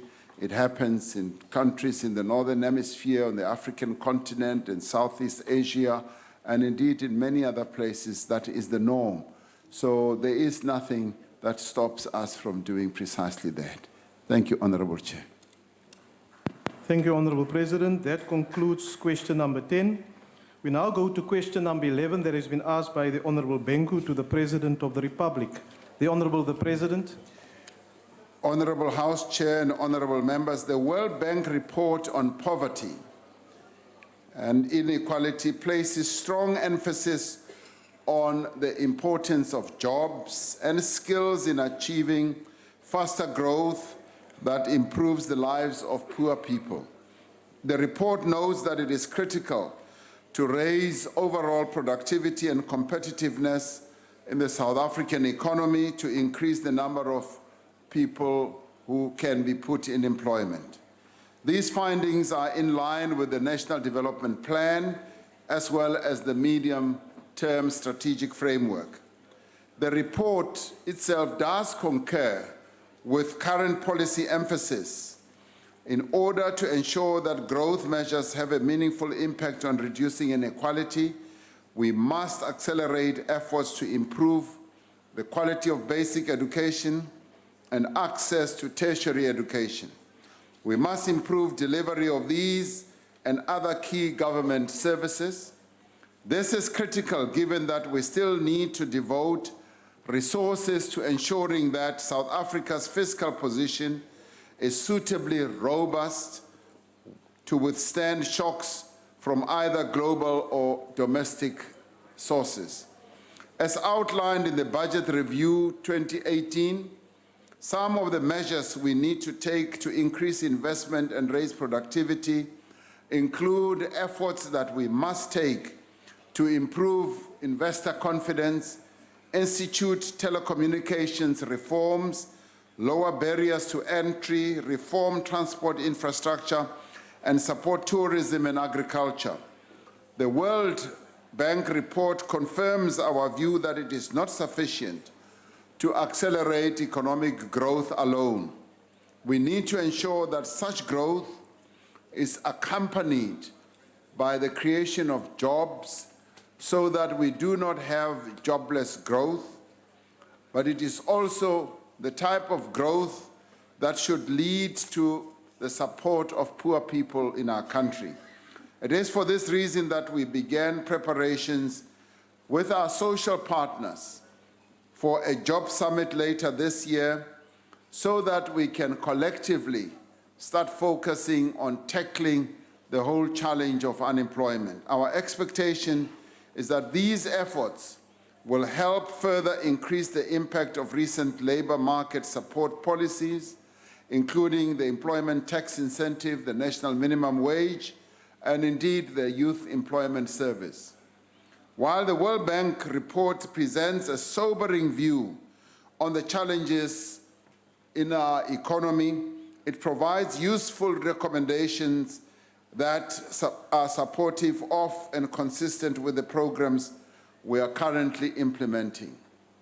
The World Bank report is a mirror that we should use to look at ourselves and to look at the effectiveness of the policies that we have embarked upon. We have good policies that we keep improving on an ongoing basis, and when the World Bank issues such a report, we pay heed because through their reports we are able to compare ourselves with what happens in other economic environments across the world. Thank you very much, House Chair. I've been informed that the Honourable Phelps will take the follow-up question. The Honourable Phelps. Yes, thank you very much, Honourable Chairperson. Mr. President, I share the view expressed in the World Bank April 2018 report that the government's National Development Plan directly addresses the triple challenges of poverty, unemployment and inequality. It further acknowledges, does this World Bank report, as you know, Mr. President, that this plan for implementation of the government's policy is moving in the right direction. The report, Economic Update, Jobs and Inequality, show that the government's improvement in education among the poor is beginning to show results, with the disadvantaged people gaining skills and their share of labour income increasing, albeit slowly.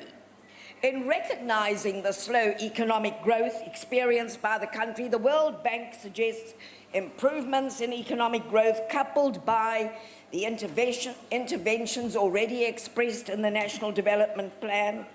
And of course, we see, Mr. President, that you are addressing this as a start with your investment journey around the world and the appointment of envoys, and that the improvements in education are supported by teachers' capacity, accountability and financial support for poor university students. So please, Mr. President, tell this House and fellow South Africans what other interventions government is driving to cut the poverty rate by more than half, from 10.5 million to 4.1, and how we are reducing the Gini index of inequality, 63 in 2017 to 56. And under your presidency, how we will create. Honourable Member, your time has now expired. So tell us finally what your position Honourable is Member, on the findings. your time has Thank you. expired. The Honourable President. Honourable House Chair, thank you very much. We are, as a government, focusing our attention on how best to improve the lives of our people, and how best we can ensure that the education outcomes in our country are a lot better than they've been in the past, and how we can address the health condition of our people in terms of dealing with various diseases, and more importantly, how we can continue to reduce poverty and inequality and unemployment in our country. The programs that we have in place are huge. They are all-encompassing, and they are the types that have in many, many ways improved the lives of our people, much as poverty has reared its head once again to a point where some 50% or so of our people are living in poverty. We need to do exactly much more than we have done in the past. Around 55% or 30 million people in our country live below the national poverty line of 992 rand per month. This is a matter of great concern to all of us.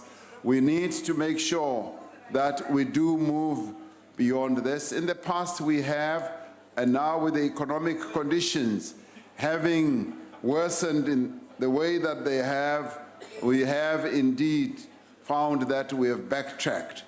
But having done so, we are quite aware of the fact that the policies that we have can be made more effective, and we can address the challenges that our people are facing if we become more focused, if we implement precisely the policies that we have. The governing party is determined to root out the impediments, the challenges and the barriers that have in the past made it difficult for us to address these challenges that are faced by ordinary South Africans on an ongoing basis. And we believe that once those barriers are addressed, we should then be able to be much more effective in addressing all those challenges. We'll be able to build more houses, we'll be able to build more clinics, more hospitals, we'll be able to improve the transportation in our country so that our people are able to travel safely and comfortably to their workplaces, and that they are able to live nearer places of work. And we will be able, Ms. House Chair, to move the lives of our people much higher up than where they are. The problems are known to us.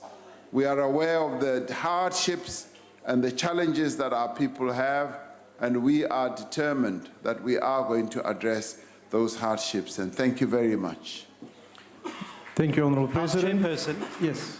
House Chairperson, I find it very odd that the President had a pre-prepared What is the point response. of order, Honourable It's in terms Member? of the supplementary question rule. No, These are supposed to that's be all, spontaneous. you're making an observation. But is the President That's a not the point of clairvoyant order. now that he's able to Please take determine your what seat. questions are coming? I want He's to got a ask written your leader response. to ask his question. Honourable Maimane. Thank you so much, Speaker. And I'm very impressed with the President's talent to prepare an answer for a question that's spontaneous. But be that as it may, Mr. President, it's become quite clear that we're trapped in a cycle of high levels of inequality and clear poverty. Yet, and our society is still unequal, and I think the biggest level of inequality, equally so, is those who have a job and those who don't have a job.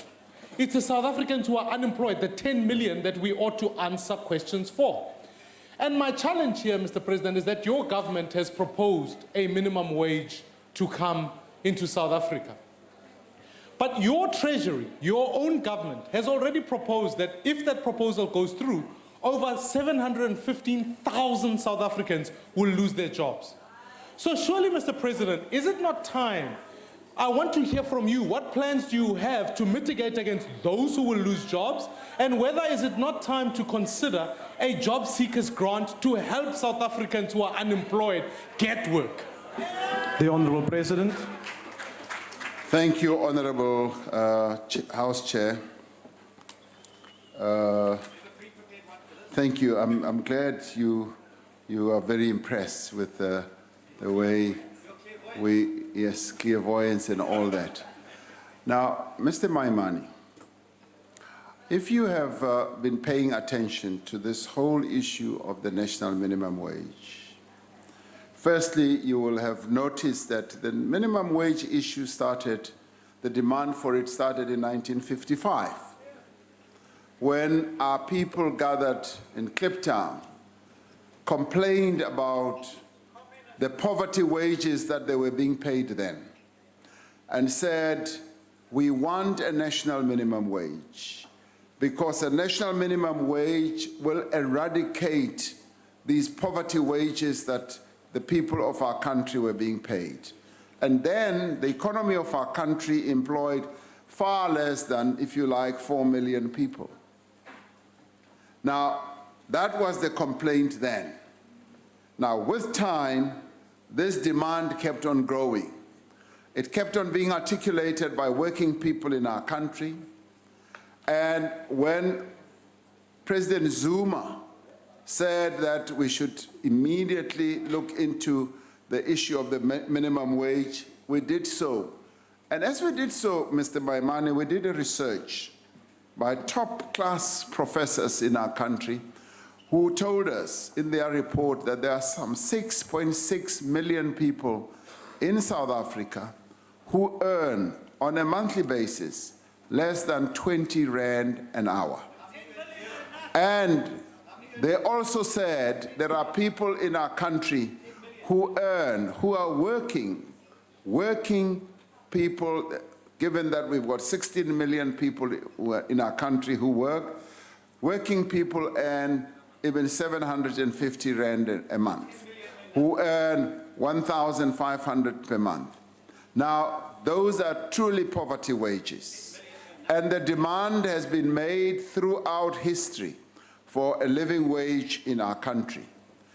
And in collaboration, and listen to this, in collaboration with the unions, with community-based organizations, and indeed with businesses, many of who support your party, the business people who are hard-nosed, focused on profit, finally said, yes, it is important that we should have a national minimum wage because we can no longer, as we signed the Ekurhuleni Accord, we can no longer have a situation in our country where people have poverty wages. That was a collective decision, the wisdom of people who applied their minds. And by the way, many of the business people who were there are people who run businesses, who know what they are doing, who are eking out a living out of running their own businesses. They said, this is precisely what this country needs to do. And remember, we are not the only country in the world that has embraced a minimum wage. Many countries, actually, if you go to the ILO, the International Labour Organization, they will tell you that more and more countries around the world are embracing a national minimum wage. They are embracing it, including developing economies. You look at Brazil, you look at a number of countries in Southeast Asia, and shut up, you stay Steenhuisen, and listen. You look around the world. I want you to shut up. I really Order. do want you to Honourable shut up. President. Because Order. Honourable members. continues to make a noise and he's not listening. Order, honourable members. Honourable President, will you just take your seat, please? Why are you rising, Honourable Steenhuisen? House Chairperson, the Honourable President told me to shut up.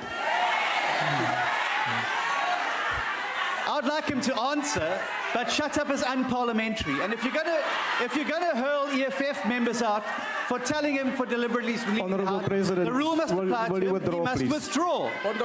I am prepared to withdraw, but I'd like Honourable Steenhuisen to listen. Because we are Order, really, honourable members. Order. you know, you are touching a very sensitive issue. Order, honourable members. Now, he continues, Honourable House Chair, to make a noise, which is... Honourable President, there is another point of order that I want to take. Yes, honourable member. Thank you. Honourable Chairperson, I have been observing that there has been constant interjection by the Honourable Waters and the Honourable Steenhuisen. And I'm not surprised that that remark was made, because some of the interjections border on the offensive. Thank you. And I ask you to rule. Honourable members, please take your seats. House Chairperson. No, Honourable Steenhuisen, I have not recognized you. I have not recognized you. Please take your seat. Well, will you recognise me I'm after you responding. respond? No, Thank you. I am responding to the honourable. Order. Honourable members, just calm down. Honourable Chauke. If you read the rules, you will see that when I deal with a certain point of order, you cannot raise immediately I'm not speaking. a point of order. I've heard what the honourable member has said, and may we just, because we want to conclude this session in a way that allows the President to be able to respond to these points of, to the different questions, and to, when there's points of order, to deal with it. But let's not do it in a way that can potentially derail the business of the House. I will appeal from all members in the House that we allow the President to respond. The President has withdrawn the remark, and I want to continue. Honourable members, honourable members, honourable members, just calm down. Calm down. I'm not, honourable member, I'm not in dialogue with you, honourable member. I've made a ruling. The Honourable President has withdrawn. Honourable Steenhuisen, why do you want to be heard again? Deputy Speaker, the President, if you examine the Hansard, did not withdraw. He said he would be prepared to withdraw and then went on to a conditional rant. No, thank He's you, the one who lost his Honourable temper. Steenhuisen, take You know, your when you're a seat. President, you need to remain calm. Honourable Steenhuisen, This is please. not the NEC, this is Parliament. Honourable Steenhuisen, please take your seat. And I want the Honourable President, order. I want the Honourable President now to continue. Honourable President. Honourable Steenhuisen. I'm being very calm, Honourable Steenhuisen. I think you should listen. We are discussing a very serious matter that has to do with the lives of poor people. And it is your continued interjection, which included, you're talking nonsense, which included other expletives, that I responded in the way that I did. Because your leader has asked a question which I'm seeking to respond to, and to the extent, and I did say, shut up, and I've withdrawn that. And possibly I should have said, Mr. Steenhuisen, please keep quiet while I talk. So in future, Mr. Steenhuisen, and I'm saying it very calmly, please keep quiet. I'm talking. So, Honourable House Chair. Order, honourable members. What I was elucidating. Deputy House Chairperson. Honourable Steenhuisen, why are you rising now? Yeah, I'd like to address you in terms of Rule 85, if I may. Yes, honourable member. The President said that I'd used expletives against him. This is casting a deep aspersion on me, and I would ask him to please clarify what expletives I used. Otherwise, he must withdraw or bring a substantive No, honourable motion. member, no. Honourable Sienna, take your seat now, House please. Chairperson, the President accused Please take your seat. of using expletives. I've never Please- used an expletive please against take the your seat, honourable honourable gentleman. member. And he needs to toughen up. Honourable This is not the Sienna, MTN board or the for the NEC. last time, it's please Parliament. take your It's a seat. robust environment, and he should learn to... Honourable member, take your seat. Honourable members, I've made an appeal to both sides of the House that we allow to engage each other in a respectful manner. And please, let's do so. Order, honourable members. Yes, honourable member. You know, Chairperson, yabona President, that's why belungu khuluma nawe kanje. Nibanikeze umhlaba nifuna ukuthi uthathe. That's why besukuma bavele wanidelele nje. Sanuyenza, basathatha umhlaba, yiwo la belungu sebedelela nje. Thank you, honourable member. Please take your seat. Continue, honourable President. No, what I was elucidating was that... Order, honourable members.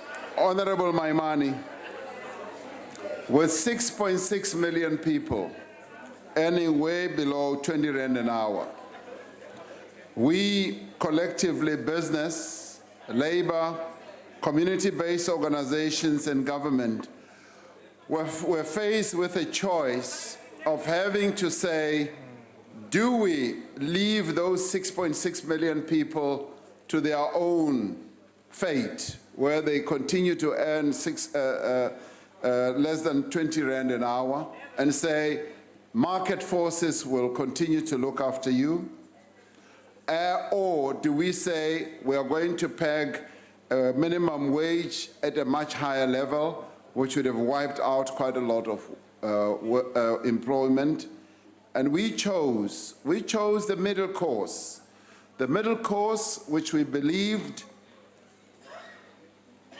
was a much more reasonable way of addressing the plight of 6.6 million people, but at the same time ensuring that we do not destroy jobs.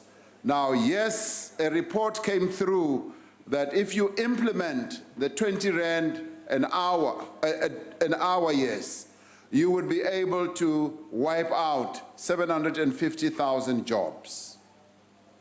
And we asked ourselves, what is the lesser of all the evils? Do we peg a minimum wage at 12,000 where we would wipe out maybe 8 million jobs? Do we leave those who are earning less than 20 rand an hour to their own wiles? Or do we embark on a middle course? A middle course, yes, which would result in 750,000 people losing their job. We chose the latter. But we also said we are going to allow those companies that are going to face great difficulties in paying the 20 rand an hour to come forward and apply for exemptions so that we do not get people losing their jobs. And as it has turned out, a number of those companies have come forward, and when they do come forward, they have to apply and justify why they are not able to pay that minimum wage. And through that, we are going to be able to minimize the loss of those 750,000 jobs.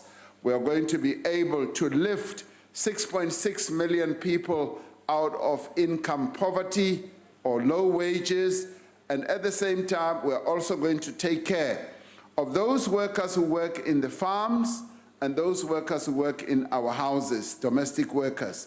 We're going to give those employers an opportunity to upgrade those wages over time. So with that, we then had a process which we believe can work for our economy, given the fact that all over the world there is a wave of minimum wage processes where countries are beginning to embrace the minimum wage movement, if you like. And we had the best world experts from the ILO, from our universities, from a number of countries, both developed economies and developing economies.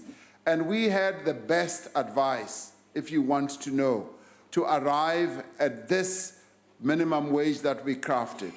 Now, this is a foundation. This is not a living wage, as we have said.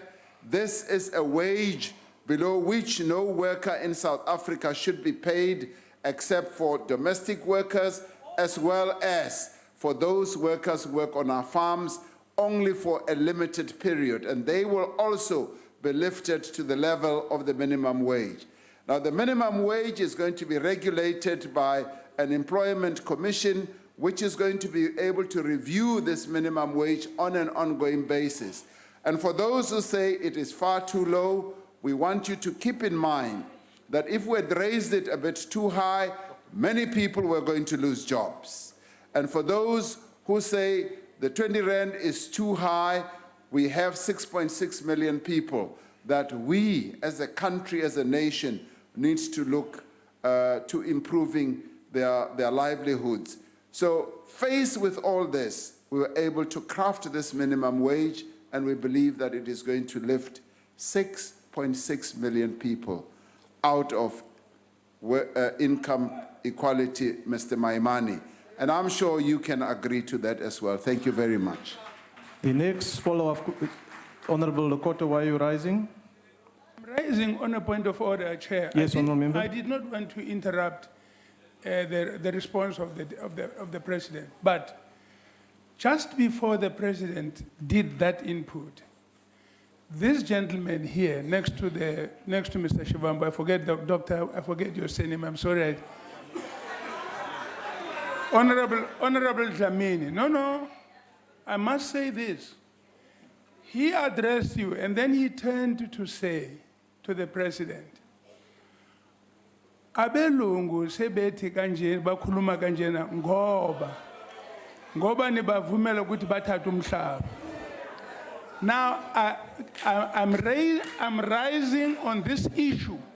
That is a racist statement. Honorable Lokota. That's a racist statement that should not be allowed in this house. You must go and listen to the Hansa. Thank you, Honorable Lokota. And let me say, make my request. Now, Honorable Shivambu, let me just deal with this point of order. Let me make my point. You must listen to that statement and get your table to assist you. You must return a ruling on this thing. No, we cannot allow people to address each other here in racial terms. Honorable Lokota. Please take your seat. We can't do that. No, the context is very clear. It's racist. Take your seat now, Honorable Member. Now I will listen to the recording and look at the answer. Honorable Shivambu. I want to plead that we must ignore the ideological confusion of. No, Honorable Shivambu, I've said I will look at it. And continue with this process. Thank you. Thank you. The next follow-up question is to be asked by the Honorable Schlengwa.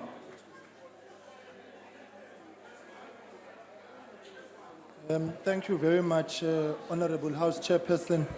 Mhlonishwa Mengameli, whilst we're dealing with pushing back the frontiers of inequality, the biggest challenge, of course, insofar as inequality is concerned, is that women bear the brutal brunt twice of inequality, particularly black women. They first are oppressed because they're women, and secondly, oppressed because they're black, in terms of the economic outlook is concerned. And of course, the gender pay gap, depending on what statistics you look at, is anything between 15% and 27%. And so whilst you're dealing with this inequality, what measures are you going to put in place to ensure that whatever growth South Africa realizes pulls women out of the challenges that they face currently, whether it's work pay, the oppression in the workplace, because it's all good and well to electioneer around slogans, pants, women abuse, and so on. But it needs to form part of a broader package. Honourable Member, your time is now Second, expired. President, is that those at the far end of the economic spectrum receive grants through SASSA, and in the main, Honourable Member, women. your What will be time done to has ensure expired. that those women are also assisted in a SASSA that actually works? Honourable because there have Schlengwa, been problems that have been going your on. time is expired, and I must remind you that we should not ask multiple follow-up questions. There was a thesis question There's from there which set a precedent one into follow-up motion. question. Honourable President, can you respond, please? Thank you very much, Honorable House Chair. Yes, indeed, the issue of equalizing pay between men and women is an important one, and it is a challenge that we've got to address because it continues to be a burden on many women in our country, where women are paid unequal pay for equal work, and we are saying women should be paid equally as men are paid for the equal work that they perform. And this we would like to see being enforced through indeed our Labour Department, because it is discriminatory, it is unfair, it actually also violates the human rights of women in our country. So if you are doing a piece of work that is equal to a man's work, you should never be paid anything less than what a man gets paid. But unfortunately, that keeps on happening not only in our country, but all over the world. Many of us will have read about how in a number of countries, even your more developed economies, women continue to be paid much less than what men get paid.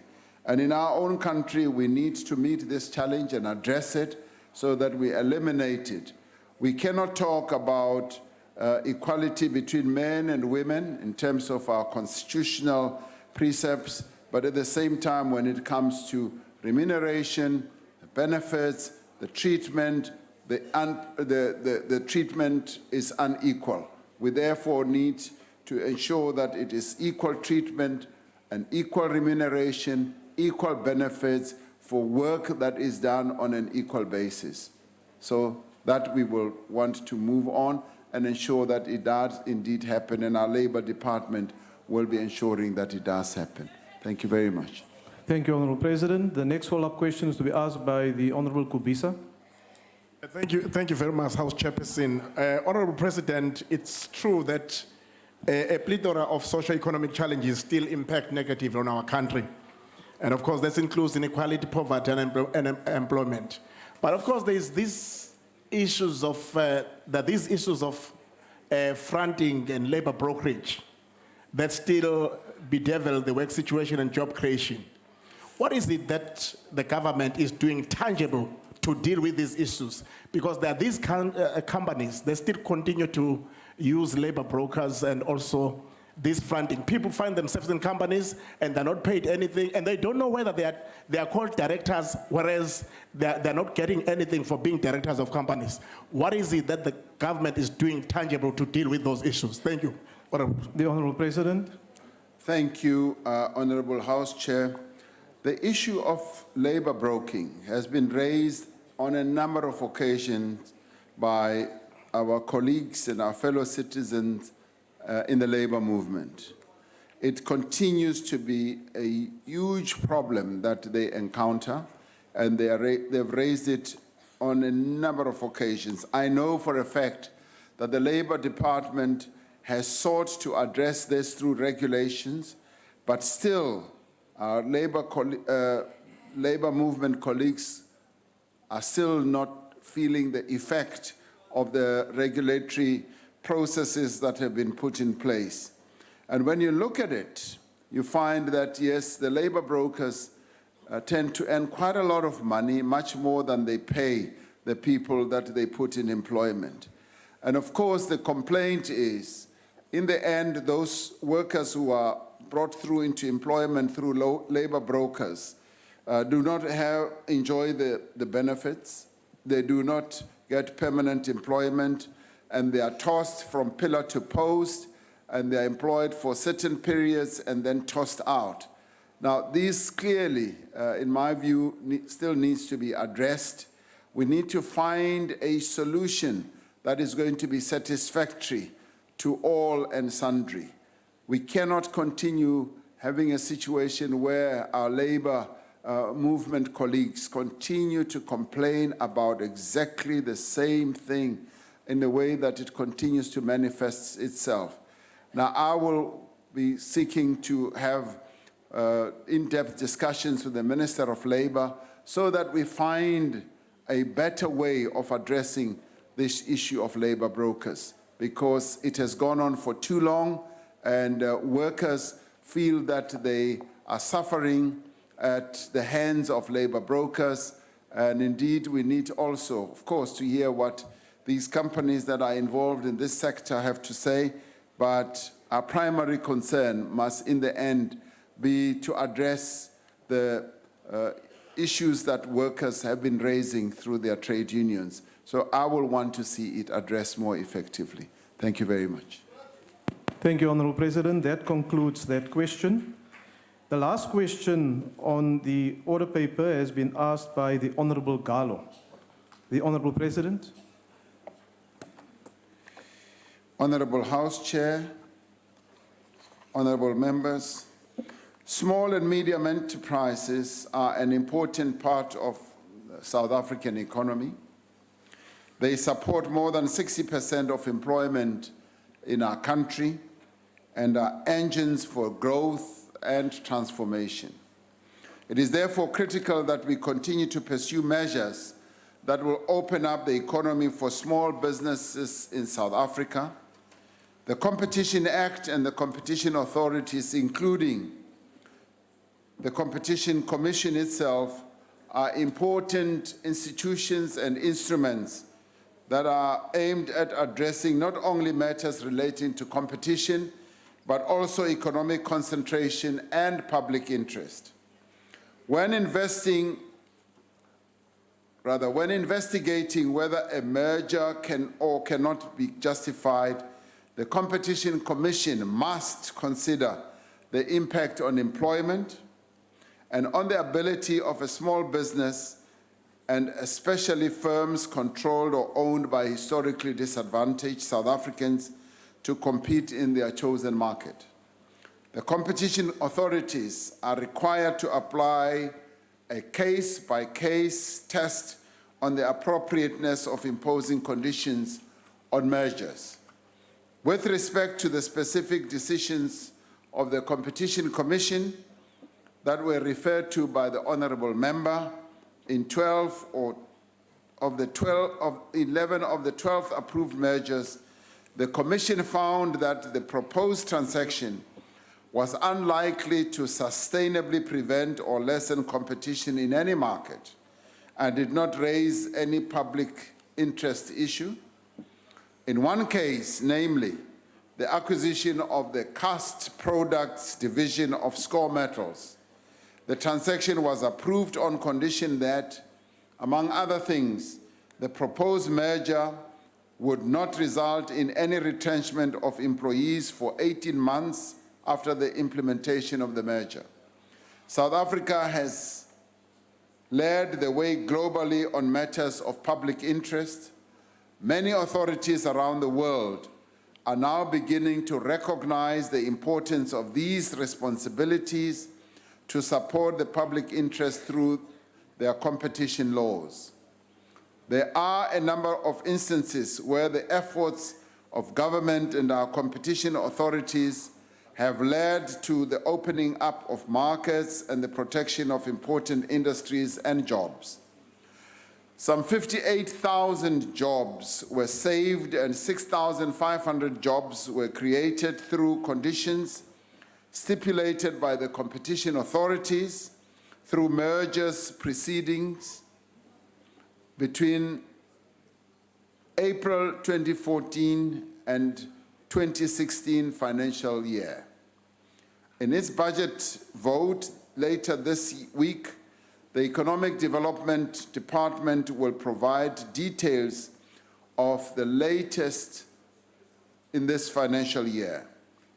As a country, we have begun to more effectively use our competition laws as well as institutions as instruments of economic development and transformations, and as indicated in the State of the Nation address, we are working to amend the Competition Act with more public interest prominent in the decisions of the competition authorities.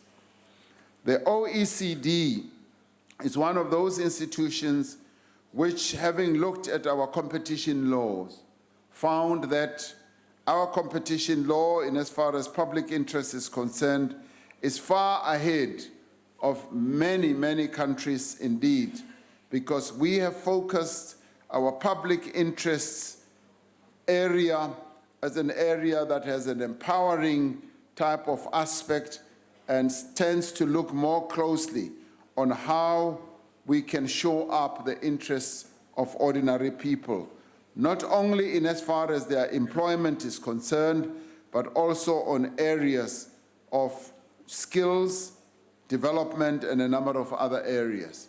So I can confidently say that on this issue, we have been ahead of the curve because the world has been learning from what we have been able to do.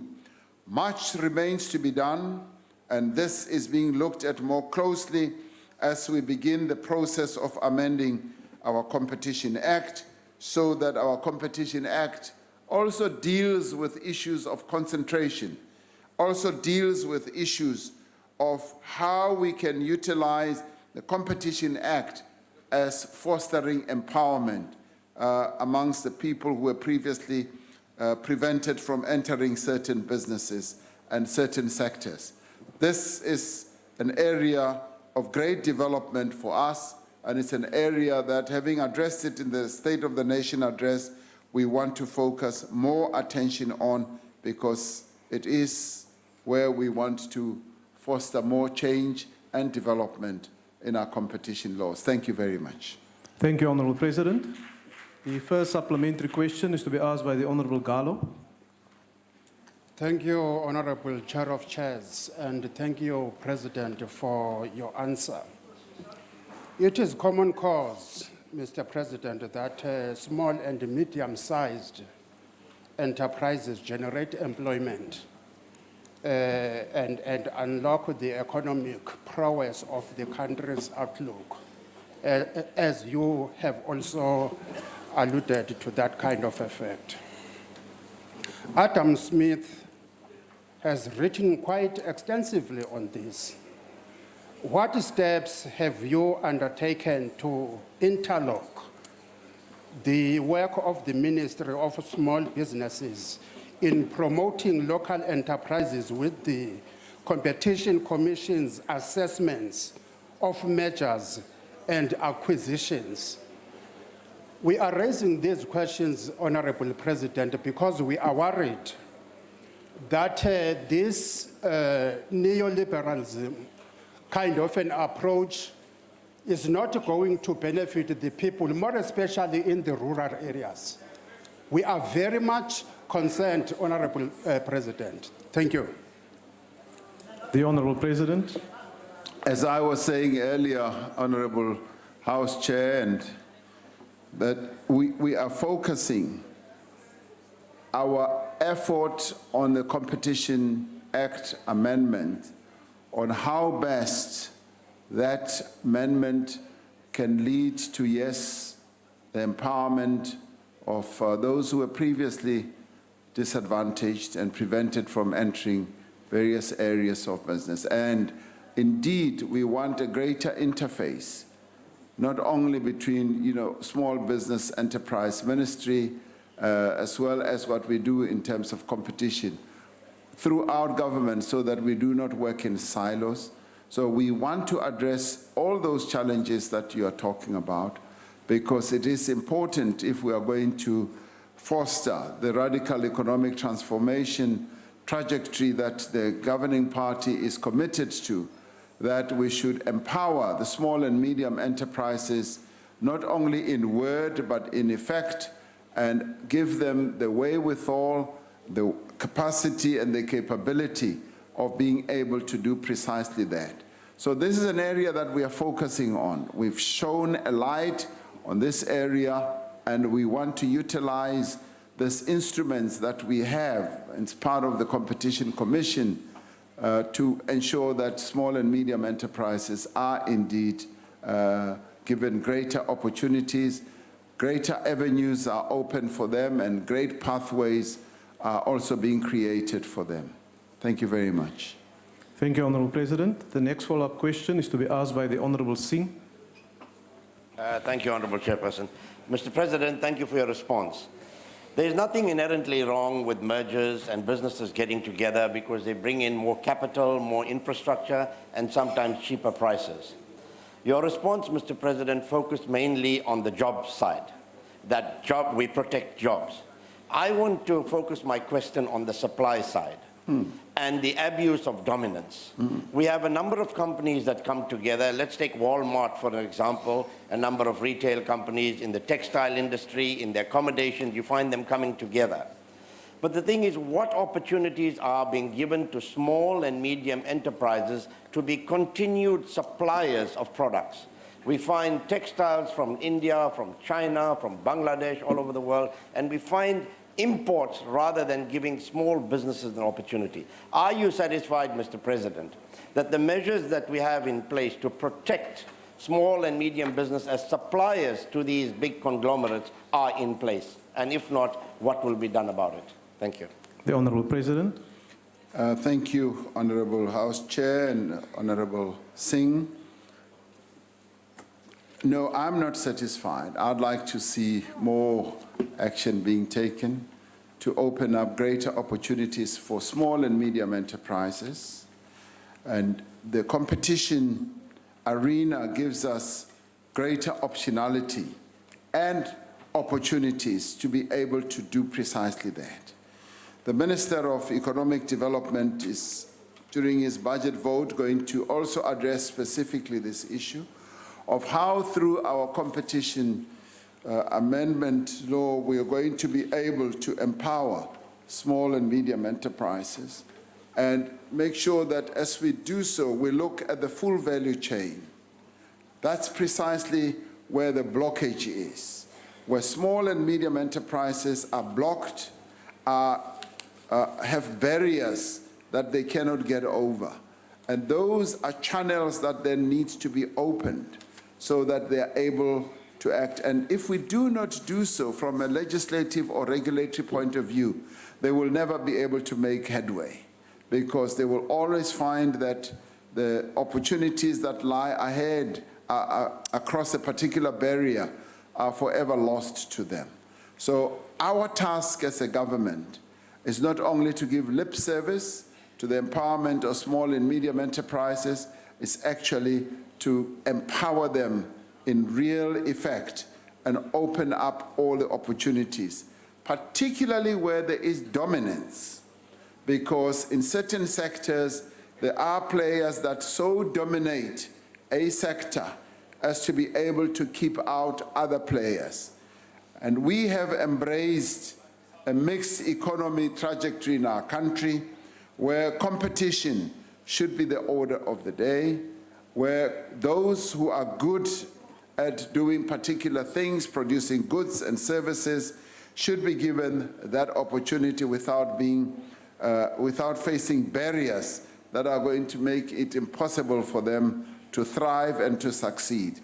Given the fact that 60% of employment is generated by small and medium enterprises, it is the more reason why we need to be focusing more attention on promoting small and medium enterprises and, in fact, promoting entrepreneurship. And entrepreneurship can thrive much more effectively when entrepreneurs realize that their pathways, their channels are open rather than closed off by the type of barriers that can be created through the dominance of certain sectors of the economy by certain players. So our competition regulations and laws are going to be addressing precisely that as well. Thank you very much. The next follow-up question is to be asked by the Honourable Maimane. Thank you so much. Mr. President, I think you always have said that we need to work together to deal with the issues of the economy. SMMEs, without doubt, are the backbone of the economy and job creators. I'm of the firm view that the future of countries is cities, because cities play a key role in breaking down regulatory burdens, etc. And where the cities that we govern, in Joburg, Tshwane, Nelson Mandela Bay, Cape Town, in coalition, we've also ensured that actually SMMEs have centers where they can come and get advice. We've shown ultimately that we've opened funding for people. So my request to you is that if that becomes true in places like Joburg and Tshwane, where jobs can be created, and we're showing that, can I ask you to help with the metros that the ANC governs, where in fact we can ensure that the same is rolled out, that we have SMMEs hubs there so that people can actually get helps to start their businesses and actually create work for our people. Could I ask you to do that, Mr. President? The Honourable President. You just took my answer sheet. Where is the answer sheet?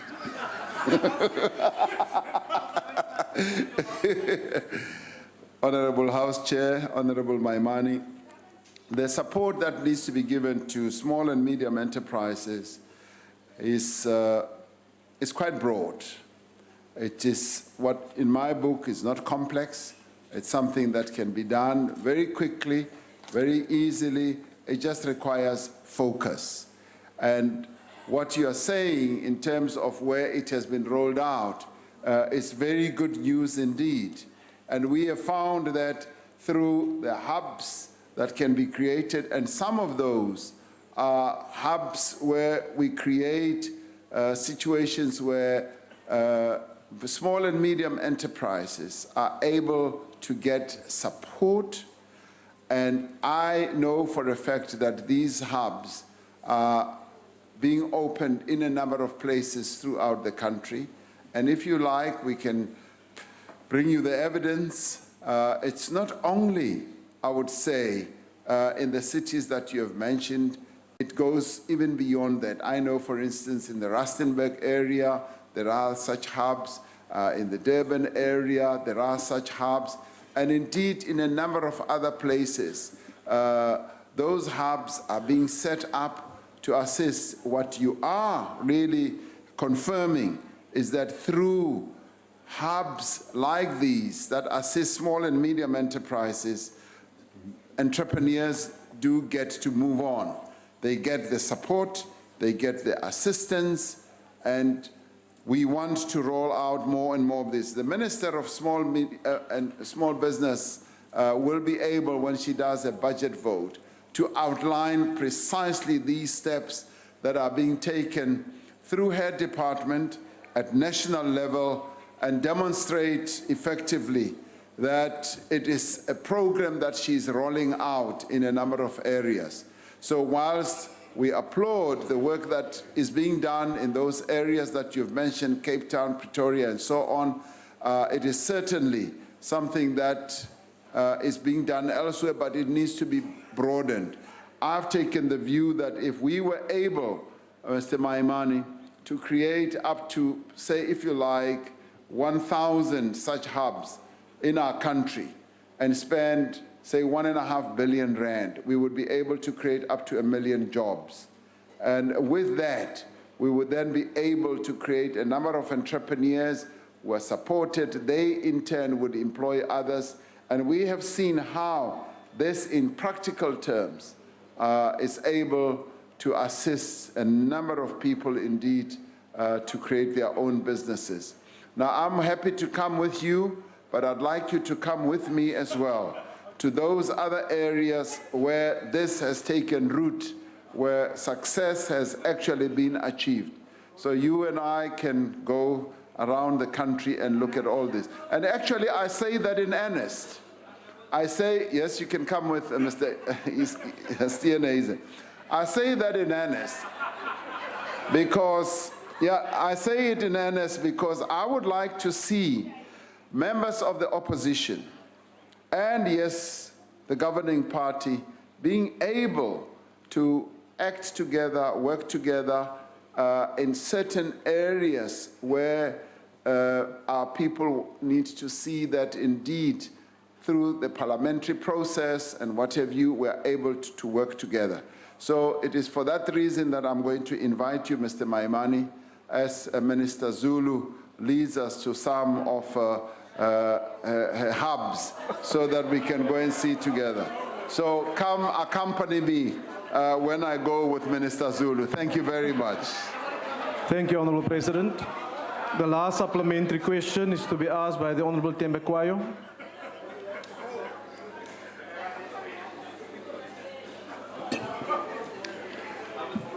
One of the most devastating deterrents to the growth of small businesses in this country is the free flow of goods and services from foreign countries. that stifles any opportunity for growth of our own industries. A typical example is the death of our own poultry industry as a consequence of foreign countries, including the US, dumping their cheap chickens here, and EU. A large number of finished goods and products that enter South Africa are not adequately taxed. Are you, Mr. President, planning to increase tariffs on imports of goods and services that we can locally produce in order to encourage growth of our own small businesses? Thank you. The Honourable President. Thank you, Honourable House Chair. The tariffs are an instrument that you use from time to time to achieve certain gains and to defend some of your sectors and some of your markets. So we cannot ever have a situation where we say we are going to use tariffs on a blanket basis. We need to use them wisely. We need to use them on a targeted basis. But the issue that you are raising, what is behind that, is our own ability to be innovative, to be efficient in as far as producing goods that the South African consumer wants to buy and wants to have here. Now, there are quite a number of instances where we have indeed allowed those from outside of our country to gain market share. And in some of those cases, it has been through our own inefficiencies, it has been through our own lack of innovation, and where we can innovate, where we can improve our efficiencies, you'd find that we are able to gain more and more market share around those. And in the end, there are moments when, yes, you do need to utilize tariffs. Obviously, when we do utilize tariffs, we have to utilize them within the broader scheme of the World Club that we are a part of, which is the World Trading Organization, which watches our utilization of instruments such as tariffs on an ongoing basis. But the important thing, of course, is that we as South Africans need to be encouraging more and more of our own producers to produce goods efficiently, to produce them innovatively, and to utilize technology to be able to outperform our competitors. And I'll give you a very good example. On Workers' Day, I was wearing a cap that was made in China. I was sitting next to the president of COSATU, and I said, let me see the cap that you are wearing. He took off his cap, showed me. He noticed that it was also made in China. And I said, President of COSATU, this is precisely what we need to be addressing. As South Africans, as the labor movement, yes, and as the government. And we agreed that this is an issue and a challenge that we need to address as South Africa, so that we begin to promote the Made in South Africa process, that we must make things here. There are areas where we can do that. And that we will be able to do by focusing our own, for instance, our own incentives on incentivizing some of our own businesses to produce locally. One is not really arguing about a blanket import substitution type of process, but I'm arguing for us to be able to produce certain goods so that we are able to protect jobs. Minister Patel was one of those who led us in protecting a number of textile jobs. And we were able to do so by being innovative, by getting companies that operate in that field to be more efficient. And by doing so, we were then able to keep outside competitors out. Now, it requires quite a lot of effort, and I know that he's focusing on that. We need government as a whole to begin focusing on how we can promote the Made in South Africa campaign and get more and more of the things that we wear, including the red jacket that you are wearing, that we must make sure that it is also made in South Africa. Thank you, House Chair. Thank you, Honorable President. That concludes questions to the President. I wish to thank the Honorable President. Honorable members, that concludes the business for the day and the House is adjourned.